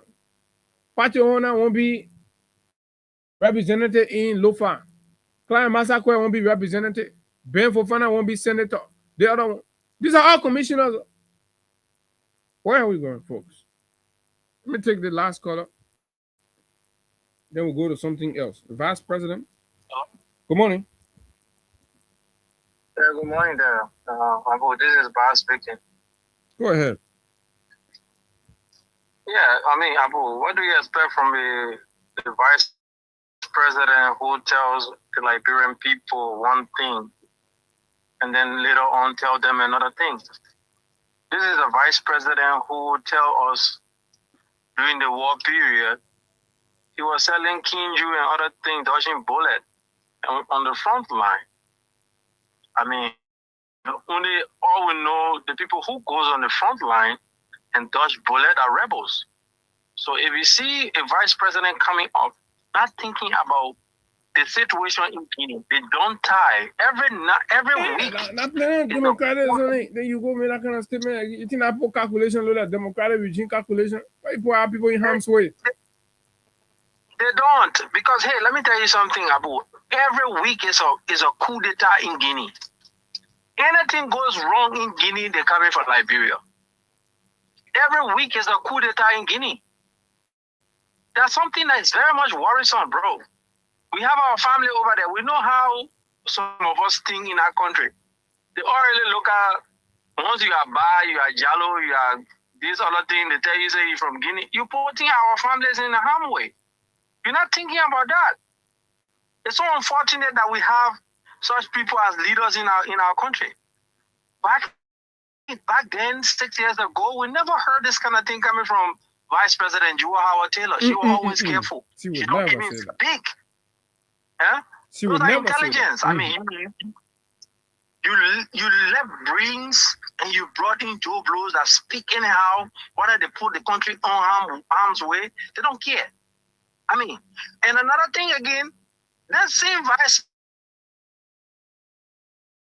President who talk about liberalization policy, who back the liberalization policy, but at the end of the day, speak from his mouth. I don't know where the other talk come from. I mean, gave Chinese concession agreement now, wanting to give the Putu mining to another foreign company. I mean, what is this, Abu? What is this? What is happening to our country? They doing another thing. Another thing. I mean, coming up and speaking good, at the end of the day, behind the scene, you collect money from those people and you say nothing. That may tell me something. What happened to we know about the collect money, but at least what we know is you say one thing and your action proving another thing. You took the yellow machine thing from a Liberian company, a young Liberian guy, ABK, and gave it to a Chinese company. You took transport ministry from the government and MDMC. You give it to LTM, Lebanese people. You take the job permitting. You took it from the Ministry of from the Ministry of Labor and give it to an Indian company. I mean, what is this? What is happening to our country? They said George Weah, former President Weah, were not doing the right thing. But who is doing the right thing right now? Who is doing the right thing? Everything happening in our country is completely different from what they speak about. And we knew this. We said this was going to happen. Because we knew they had 66 concessional agreement in our country that nothing came out of it. No Liberian, no nothing at the end of the day. Today, where are they? They come back for the same thing, giving these things to foreigners. And when we talk, they either shut you off or they impinge you. You know, or they go after you, or they're planning to close down every radio station that speak against them for doing the wrong thing. Okay. So, Abu, I mean, our country is in complete mess, my brother. Thank you, my brother. We shall overcome. Thank you very much. Good morning. Yeah, good morning, Abu. I'm okay, Chief.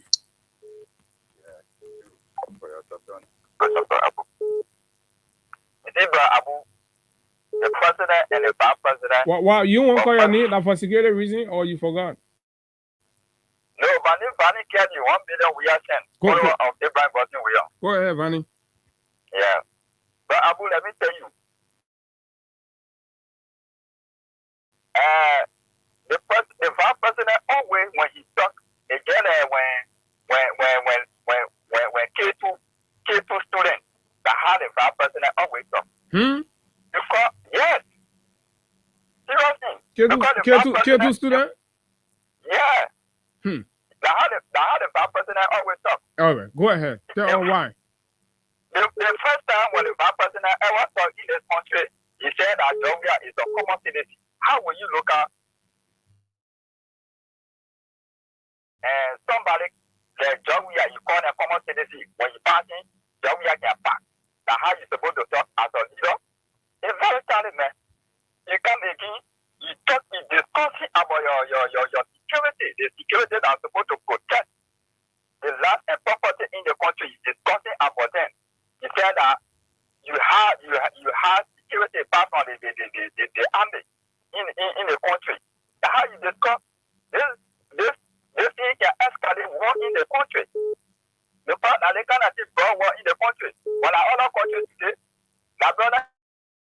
it now. But now we find a place to her. Because you know how the first security in the country, you say they cannot thing. They're not attention that bring it in the country. That is the thing. They remove you can't call about because they say you can't call about or not loyalty in the country. You know how law for the country. So why you think you think they should remove the vice president too? Exactly. Because he not deserve to be vice president in this country. He not deserve to be vice president. How will you go on national platform? You say that you have men in the country pass on the army that they can move the entire city in different countries. How will you say that kind of statement? How will you say that kind of statement? So now I said that the vice president always speak dedicated to students. Okay. Because Thank you very much. Oh, and because good morning. Morning. Yeah, as I said, it means my point. The vice president is powerful, but when the vice president, when he's speaking, you know how to speak. I want to tell the vice president, nobody wants probably in the country. They say, yes, they want the airport die for our business in land. They don't spend money. The vice president is happy because he is power greed for the vice president. You know how to speak when you say on state radio, who's begging. They feel Ghana are running, and I'm saying they are men, they're able to fight in it. Please, they're not in war. If you're not able to settle the border issue, you're going to get over. You're going to bring us to power. You're going to say the people doing it. We can't do that. Vice president, please, when you get nothing to say, please.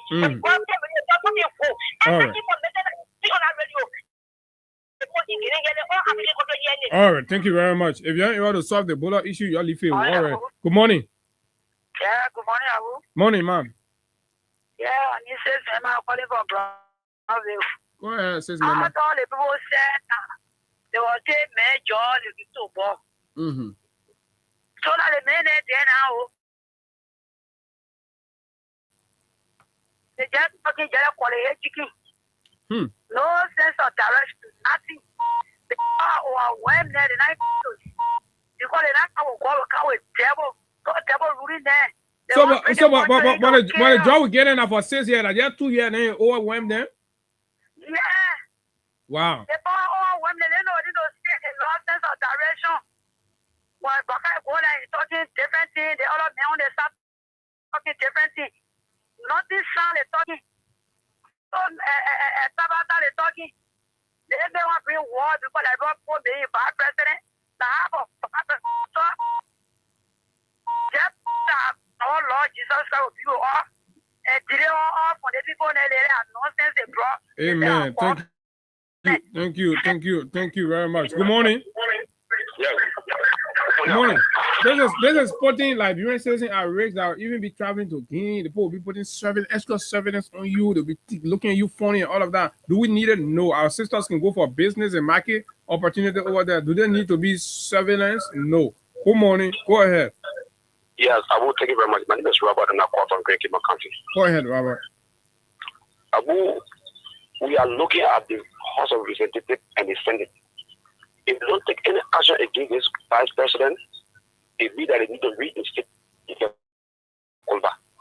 Because if you look at the two statements, the vice president's statement is stressed enough to say that you have men, and we can remember a campaign in Liberia, Lofa, especially with the higher Zuko group, about 800 Americans. I believe that the guys, depending on the guys, they're including the bald naked man. So if they have men to capture whole country, and you're going to say you believe that they lay for Guinea, so which one is that? And really, like people now sit down and look at this. If I put them rest, they enjoy it in their comfort zone, go and sit down there and they concentrate better. But we are looking at the House of Representatives and the Senate. We are looking at keep political eye. The thing they're doing, they feel that it is their time. But we are Liberians. This country belongs to everyone else. They don't rise up against these people. We'll come at Guinea issue to keep on Liberia issue. Thank you very much. Thank you very much. Okay, thank you very, very, very kind. So we're gonna hold it right there. Those who have ears will hear. But look, in normal times, these are not the comments that must be coming from a sitting vice president, especially during abnormal times like what is transpiring at the border and all of that. If resolving the Solomba border issue is becoming difficult for the government, we can understand. Let's hold it at that. and not create. Sometimes it may not be direct and physical harms for our people, but do you know what it means? That because you right now when you're even traveling to Guinea or you're in Guinea, you have a Liberian passport, you're living somewhere, security people will be tailing you, they'll be looking suspicious and all of that. People don't need that. People need to live free, transact freely, move about freely, at least to achieve their life's objectives. This is what we think. Do I trust the legislature to ask some questions? I really do not, because the legislature has made themselves into a regime stuff. Probably the way we can achieve anything substantive from this is for the president himself to call the vice president to order. Call him to order. Probably if the president gives an instruction to the legislature, then something can happen. Liberia is bigger than everybody because the vice president, uh, uh, uh, if the vice president goes and start to sound in ways that put the country in danger or in harm's way, I agree with one of the colors treating them. And it's impeachable. Oh yeah, it's impeachable. Vice president shouldn't do that. You should never ever. Where do you have those men? Who's aware of them? For what? Why should you even train those men? The money you're taking to pay those men, why you can't put it in the army? I don't know, but the vice president, maybe it was a loose lip or whatever it was, but it was absolutely inappropriate. Inappropriate to the highest order. And I know probably by this time the vice president should be regretting those comments and those remarks. And then you come home and inside again, then you contradicting your own boss man. Boss man policy, boss man can send you on mission, say, oh, go take care of they want you go there. Then you're having a whole different view and approach than what the president position is. Now you see why all the assignment the president have given the vice president, he has not achieved anything. He has not resolved anything. And when the president says, oh, go to the other concession, go look at the Putu mines and everything that's happening with it. In fact, that Putu mine thing, big head about trouble hanging over it. Big head about trouble hanging over it. We'll talk about that another time. Let's take this break and then we'll look at Brother Jefferson Koji comments. And then we take your calls. Crime Stopper Liberia will be right back.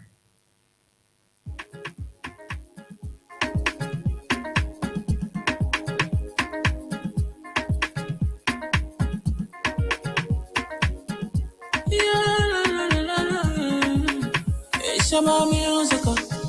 There are crimes in many places. In every community, you can see. So if you see crime, report it. Don't take law in your hand for the right authority. That it can't take care of it. Crime Stopper here for us, bringing safety to your door.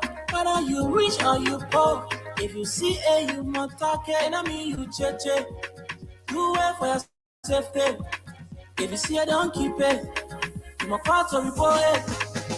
Crime Stopper, the people bringing safety to your door. Crime Stopper, stopping crime and making peace for them before. Crime Stopper Liberia, from the center to interior. Crime Stopper, keeping us safe, they're stopping crimes for all of us. Crime Stopper, the people bringing safety to your door. Crime Stopper, stopping crime and making peace for them before. Crime Stopper Liberia, from the center to interior. Crime Stopper, keeping us safe, they're stopping crimes for all of us.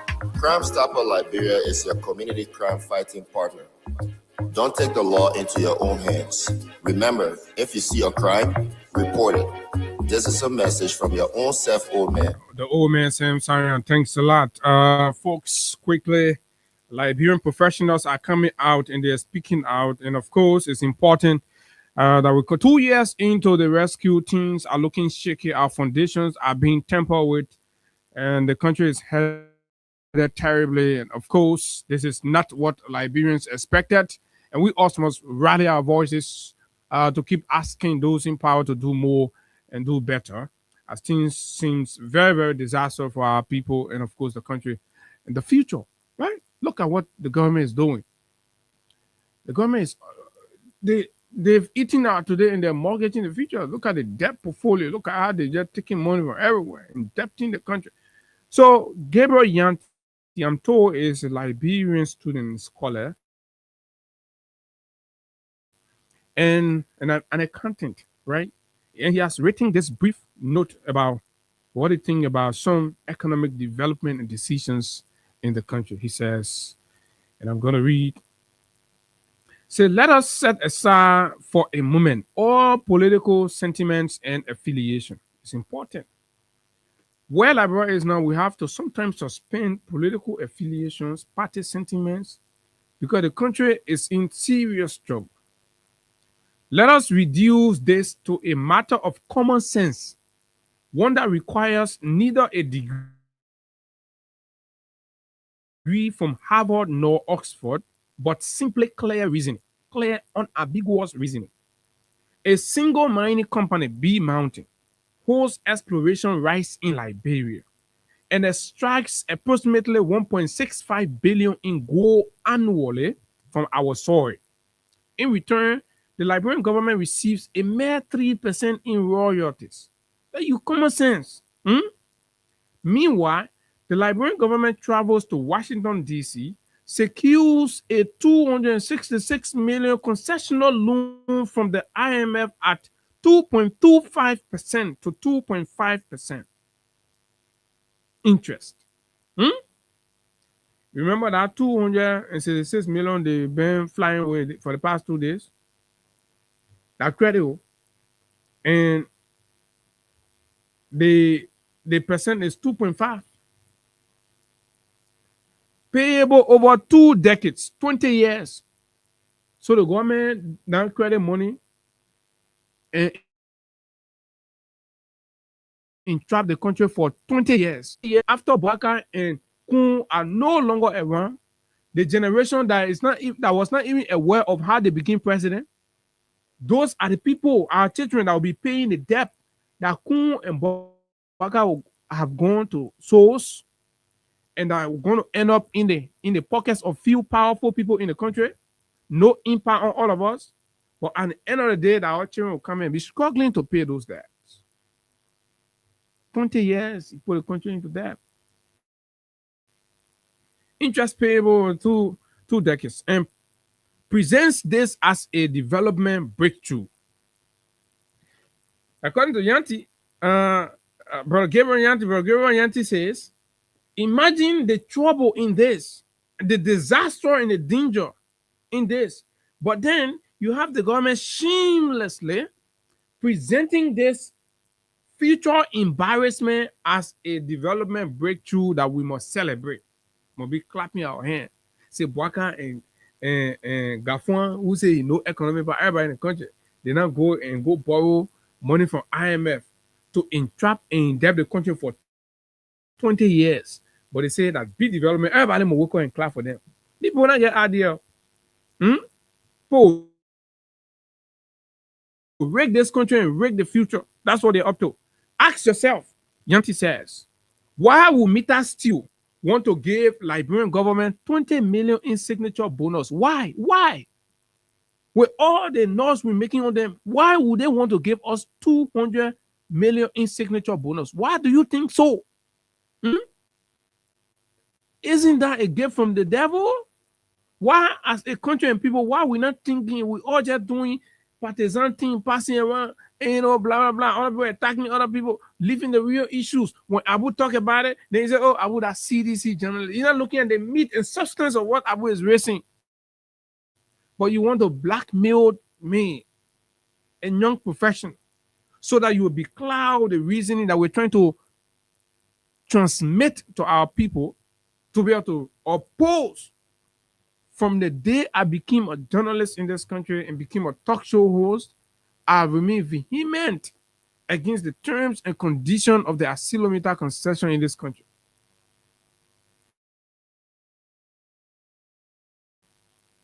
And that is on record. But yet still, in your little mind, you believe, I am not doing journalism. But the people who shield Asilometer are the ones doing it. But we leave that to posterity. Liberia's total public debt stands at 2.8 billion. And you're celebrating 1.2 billion budget? The whole year happy. But you know, as of December 2025, you know how much Liberia owe? 2.8 billion. Just 200 million short of 3 billion. So you can imagine by the time rescue is finished, rescue completes a 6-year term, will be over 3 billion in public debt. With the frequency at which Gafuan is passing around collecting debt and borrowing money from everywhere because he has no idea to work any magic. Now, answer me honestly, is this a failure of our reasoning or does it point to something more embedded in our poor judgment as a country, as a government, and as a people? So when I come sit behind these microphones and start to speak to some of our big brothers, these are all big brothers, in a kind of strong tone, you think I'm doing it out of rudeness or friskiness? No. It's because I see the danger in the actions and decisions that they're taking. And the selfishness in it. Why should the president keep creating new bureaus and commissions and making additional appointments in government and increasing our debt stock? We're borrowing money and our resources are being mortgaged. And then we shouldn't talk. We should leave it like that. But anyway, let's start.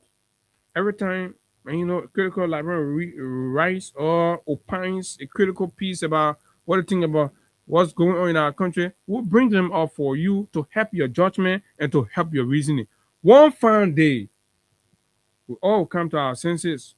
We all will put aside the political sentiment. We all will rally and tell the government, yes, I'm a unity party person. I voted for you, but the way you are proceeding is not good.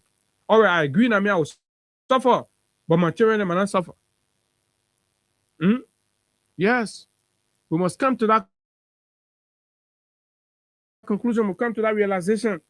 To the point where these very exploiters, right, will be paying our national security people, and instead of our national security people providing defense and protection for us, they will be protecting these exploiters to the expense of our lives and our children's life. Look at what happened in King George that Koji has been highlighting recently.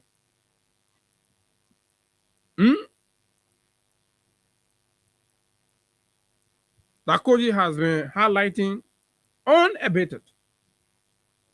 That which you're going to look at. State security. The people come to our country. They do everything. Then they bribe the very national security turn against their own people. And when citizens stand up for their right, our own brothers open fire. You think the country is running normal? No. You think these brothers really won't be heavy-handed on their own compatriots? No. But listen to this. 2 days ago, Koji responded. But it's important to read what Koji responded to. So it's a 3-way communication. Koji wrote complaining, I read that here, complaining the Liberia National Police to the U.S. Embassy to reconsider support towards the police because of what he presented as evidence of human rights violations and police brutality, and that the purpose of this support to the Liberia National Police is to uphold and defend democratic tendencies and the rule of law. Koji said the police under Gregory Cuomo has deviated that path. And as a national leader, he cannot sit watching that. And we must go to the source. And not only the U.S. Embassy and other partners to rethink. Because these lives that have been lost to police bullets will be on the American taxpayers' dollars. And these people give their money to countries like Liberia to help strengthen democracy, not to be used as weapon of murders and violence. So the police responded to that. Let me see if I can get the police response. I've not read that. Then we come to Koji's own response to the police. Then we settle the score and we'll take few calls and hear from you. Right? It is very, very important. This and a lot of you will agree that the way the police has been proceeding for the most part has not been near professional. I know some of our guys wouldn't like to hear it, but this is true. And I've always said that there are very professional people within the police. But again, the head is the head. The head is the head. He gives the instruction.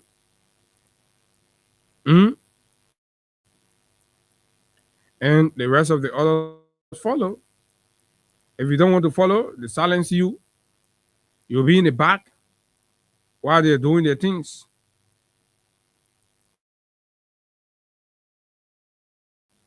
The internet thing giving me a hard time. I don't know. I'm trying to get it in.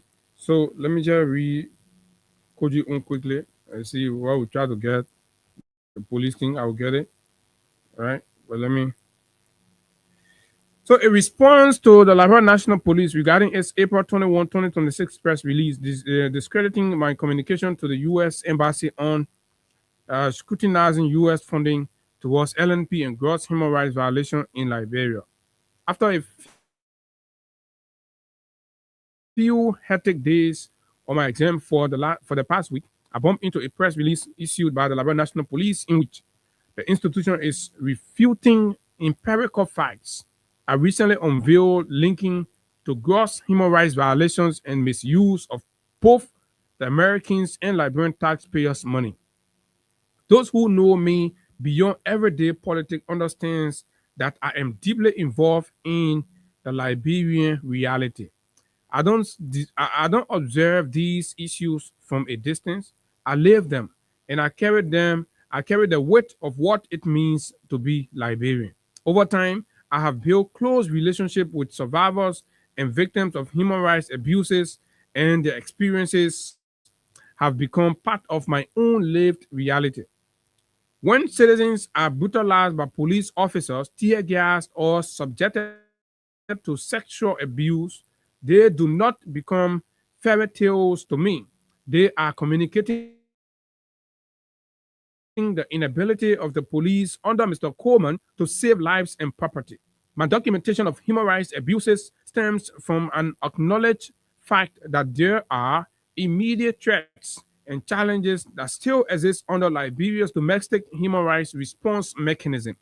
That is why even officers of the Liberian National Police are found guilty of rape, harassing innocent citizens, and distorting rule of law to favor a class system. Interestingly, Mr. Como argues that my assertions were misleading, yet mayhem was directed against innocent students of the Vanguard Student Unification Party and a cross-section of national civil society activists. They were subsequently tear-gassed and wrongfully imprisoned, stripped naked, and tortured for demanding jobs that gives no hope under President Bouakai.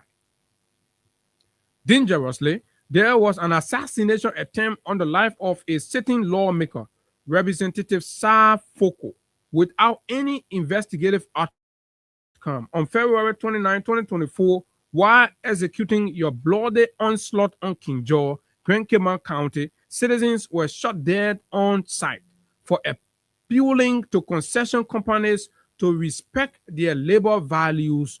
Liberians were maltreated in police cells that have no decency to human life.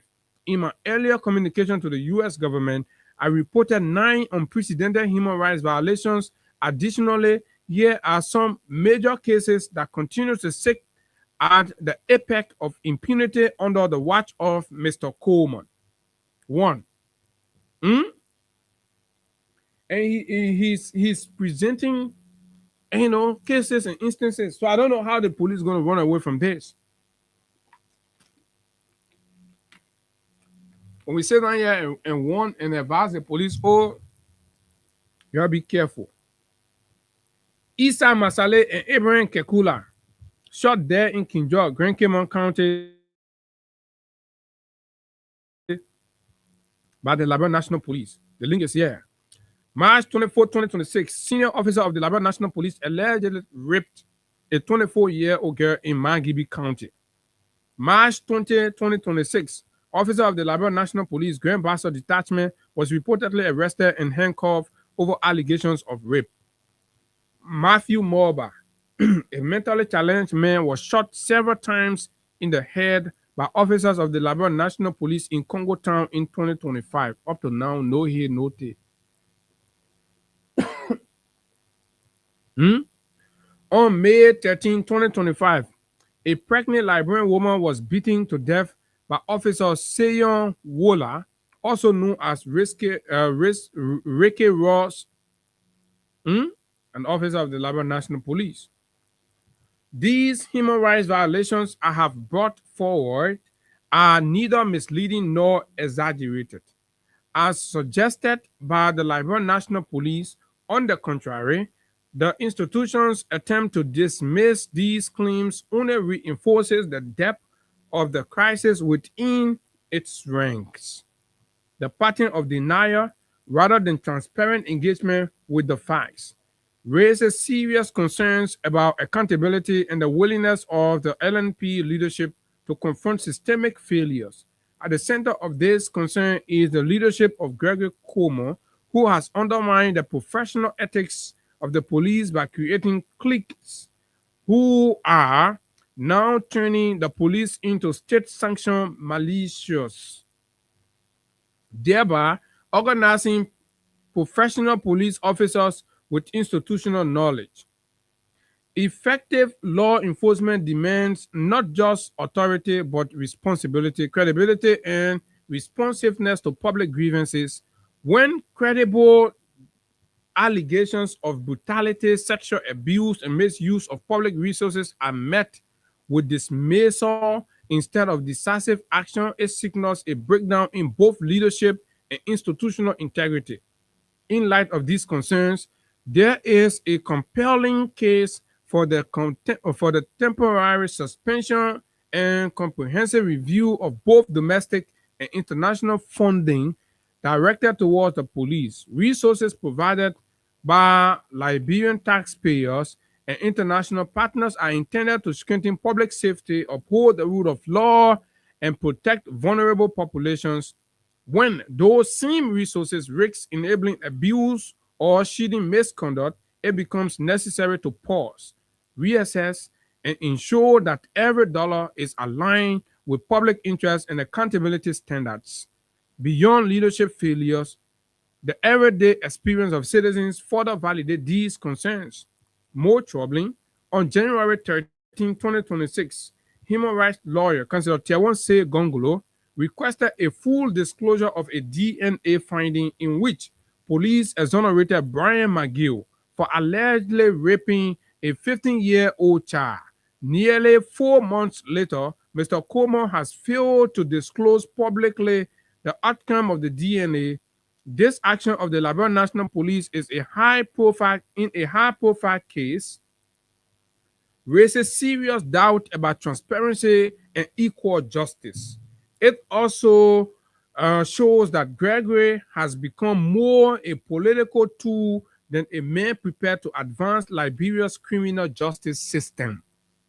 Such action also points to a deeply entrenched culture of corruption that extends beyond isolated incidents and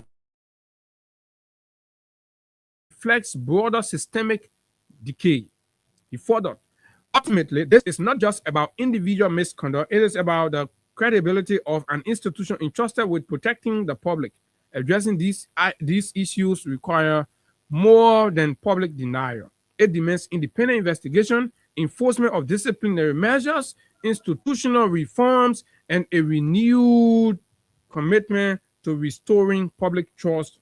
Until these steps are taken, the gap between the police and the people they serve will only continue to widen. In short, the police must acknowledge this. They owe it to the Liberian people to whom they lie to protect.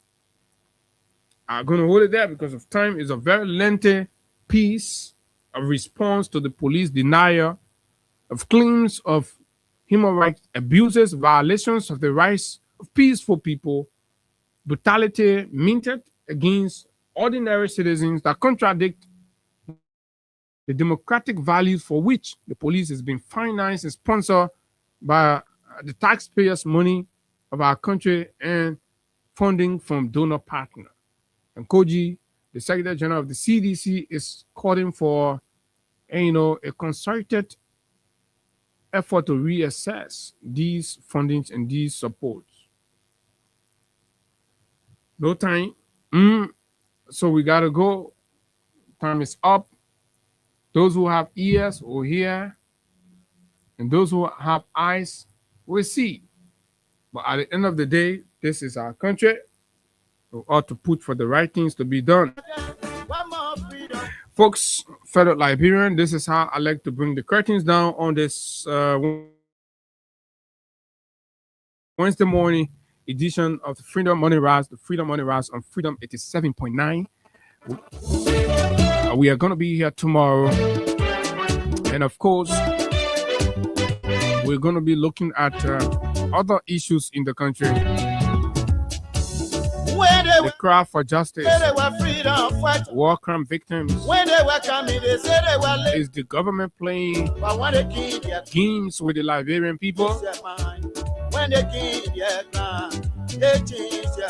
When the president will make pronouncement, set up an office, and the office is all out there crying and accusing powerful and well-seated elements within the executive of undermining. So where do we stand? What is the commitment of the government to justice, to reparation? Now the arguments of reparations are divided in our country. We see more highlights about the events of April 22. Only matters of the 13 men that were gunned on the beach side. The state seems to be empathetic about providing reparation and providing honor. What about all of our parents that died during the course of the war? What about the ordinary Joe Blow who lost their villages? What's happening for them? Must the state only focus on the 30 men? Is that what you call fairness? Is that what you call justice? Where is Mr. Bwakai in all of this? My name is Abu, and of course, we are going to be here tomorrow to talk this and more. Until we see you, do have yourself a wonderful time. Bye-bye. Freedom for the youth is in our country. They are freedom fighters. Ayo.